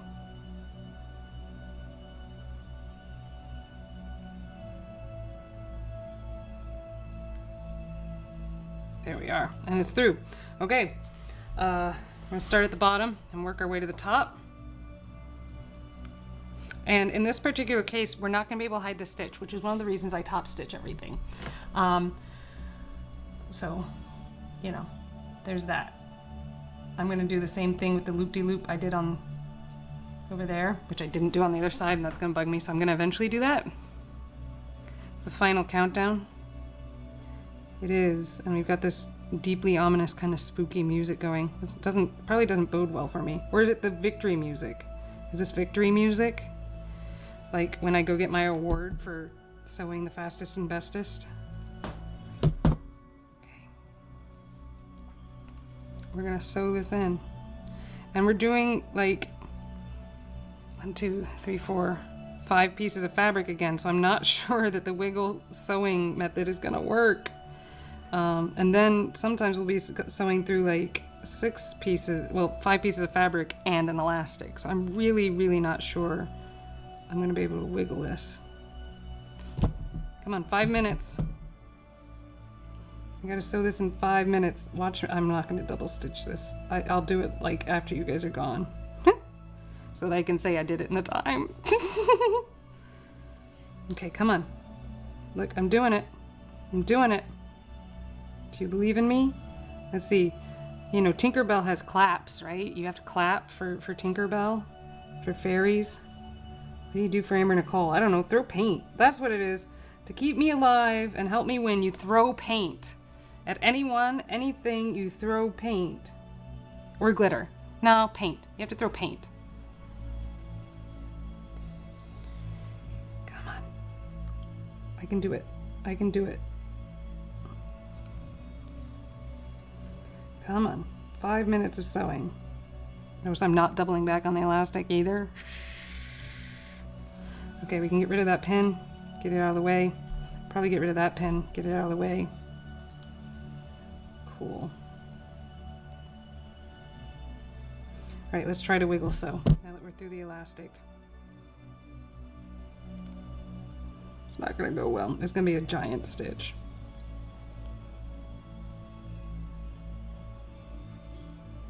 With 4 pieces of fabric in each one.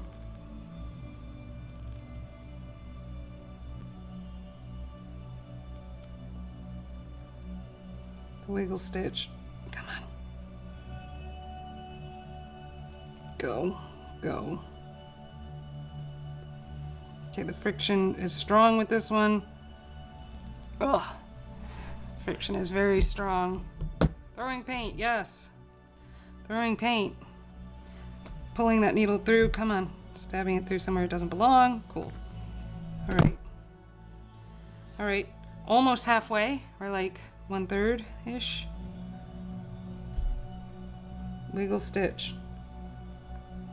The wiggle stitch has some disadvantages, especially when going through the double folded fabric, right? With this finished edge I'm trying to create, and that is, it's more friction. So I can't do as many stitches before I pull again.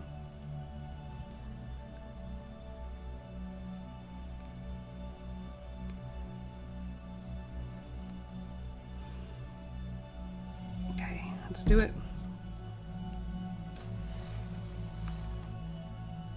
Cool. We're getting there. I've got some kind of a loop-de-loop here. We gotta solve that with tension.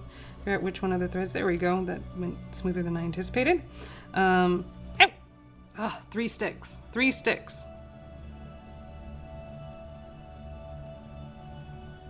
And 1 was a pin. Does a pin count? 2 were needles, 1 was a pin.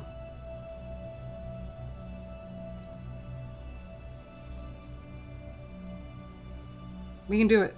We're gonna do it. I believe in myself. 2 minutes. So 2-minute countdown. Come on. I can fudge the time a little bit if I have to, but I'd really like that break to be able to go get a glass of water before my student shows up.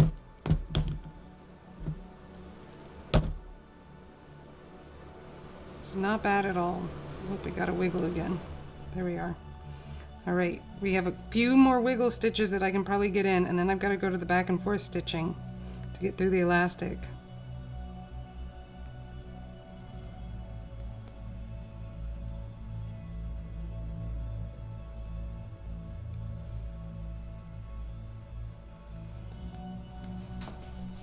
Almost there. Come on.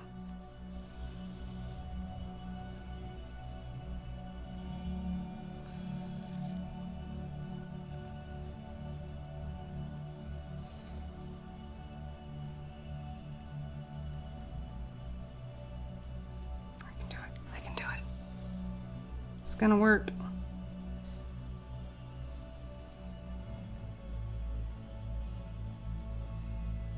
I think my student is here. That sounds like my student. Is that you, Savannah? No, it's not my student. It's water delivery. He doesn't think I'm gonna get it done. It's at the time. It's at the time. It's at the time. Here, look. It's a mask. It's a mask. I can totally wear it. Look. Okay, so there might not be a knot. There, look. It's a mask. I did it. The Neon Cats have won. We should tell everyone can cheer. The Neon Cats have won! Yes, the Neon Cats have won, and there are cats on my face. It's a mask. Do you love it? I kind of love it. Cool. Cool. All right, guys. I gotta get ready for my student. It's been a joy, an absolute pleasure. My back will thank you later. Thanks for hanging out the whole time, even though I was hand sewing on Twitch. I was a Stitch Witch on Twitch. Should I rename this thing? Stitch Witch on Twitch? I can't do it. There are cats on my face! Cats on my face! Cats on my face! Yeah, so that's a mask. And that's how you hand sew one. And it took me, how much time am I at? 3 hours and 17 minutes from start to finish with a little searching. Yeah. So, like 3 hours for a mask? Not bad. Not bad. Handmade, totally. You can do this if you want. You can totally do this. I believe in you. You're an artist. If you want to hand sew a mask for people that don't have machines, don't like machines, whatever, protect yourself with some kind of mask like this. 3 layers of cotton fabric are fantastic. Nose wire, longer than you think, so you can really get that in there. Marathon, yeah. an elastic. So yeah, you need a cat mask. You can get your cat fabric. Neon cats. The neon cats have won. Maybe if I get my sewing machine next week, I'll do the black cats as a second place winner. Cool. In Love and Science, with my outro music of victory, I have made the cat mask.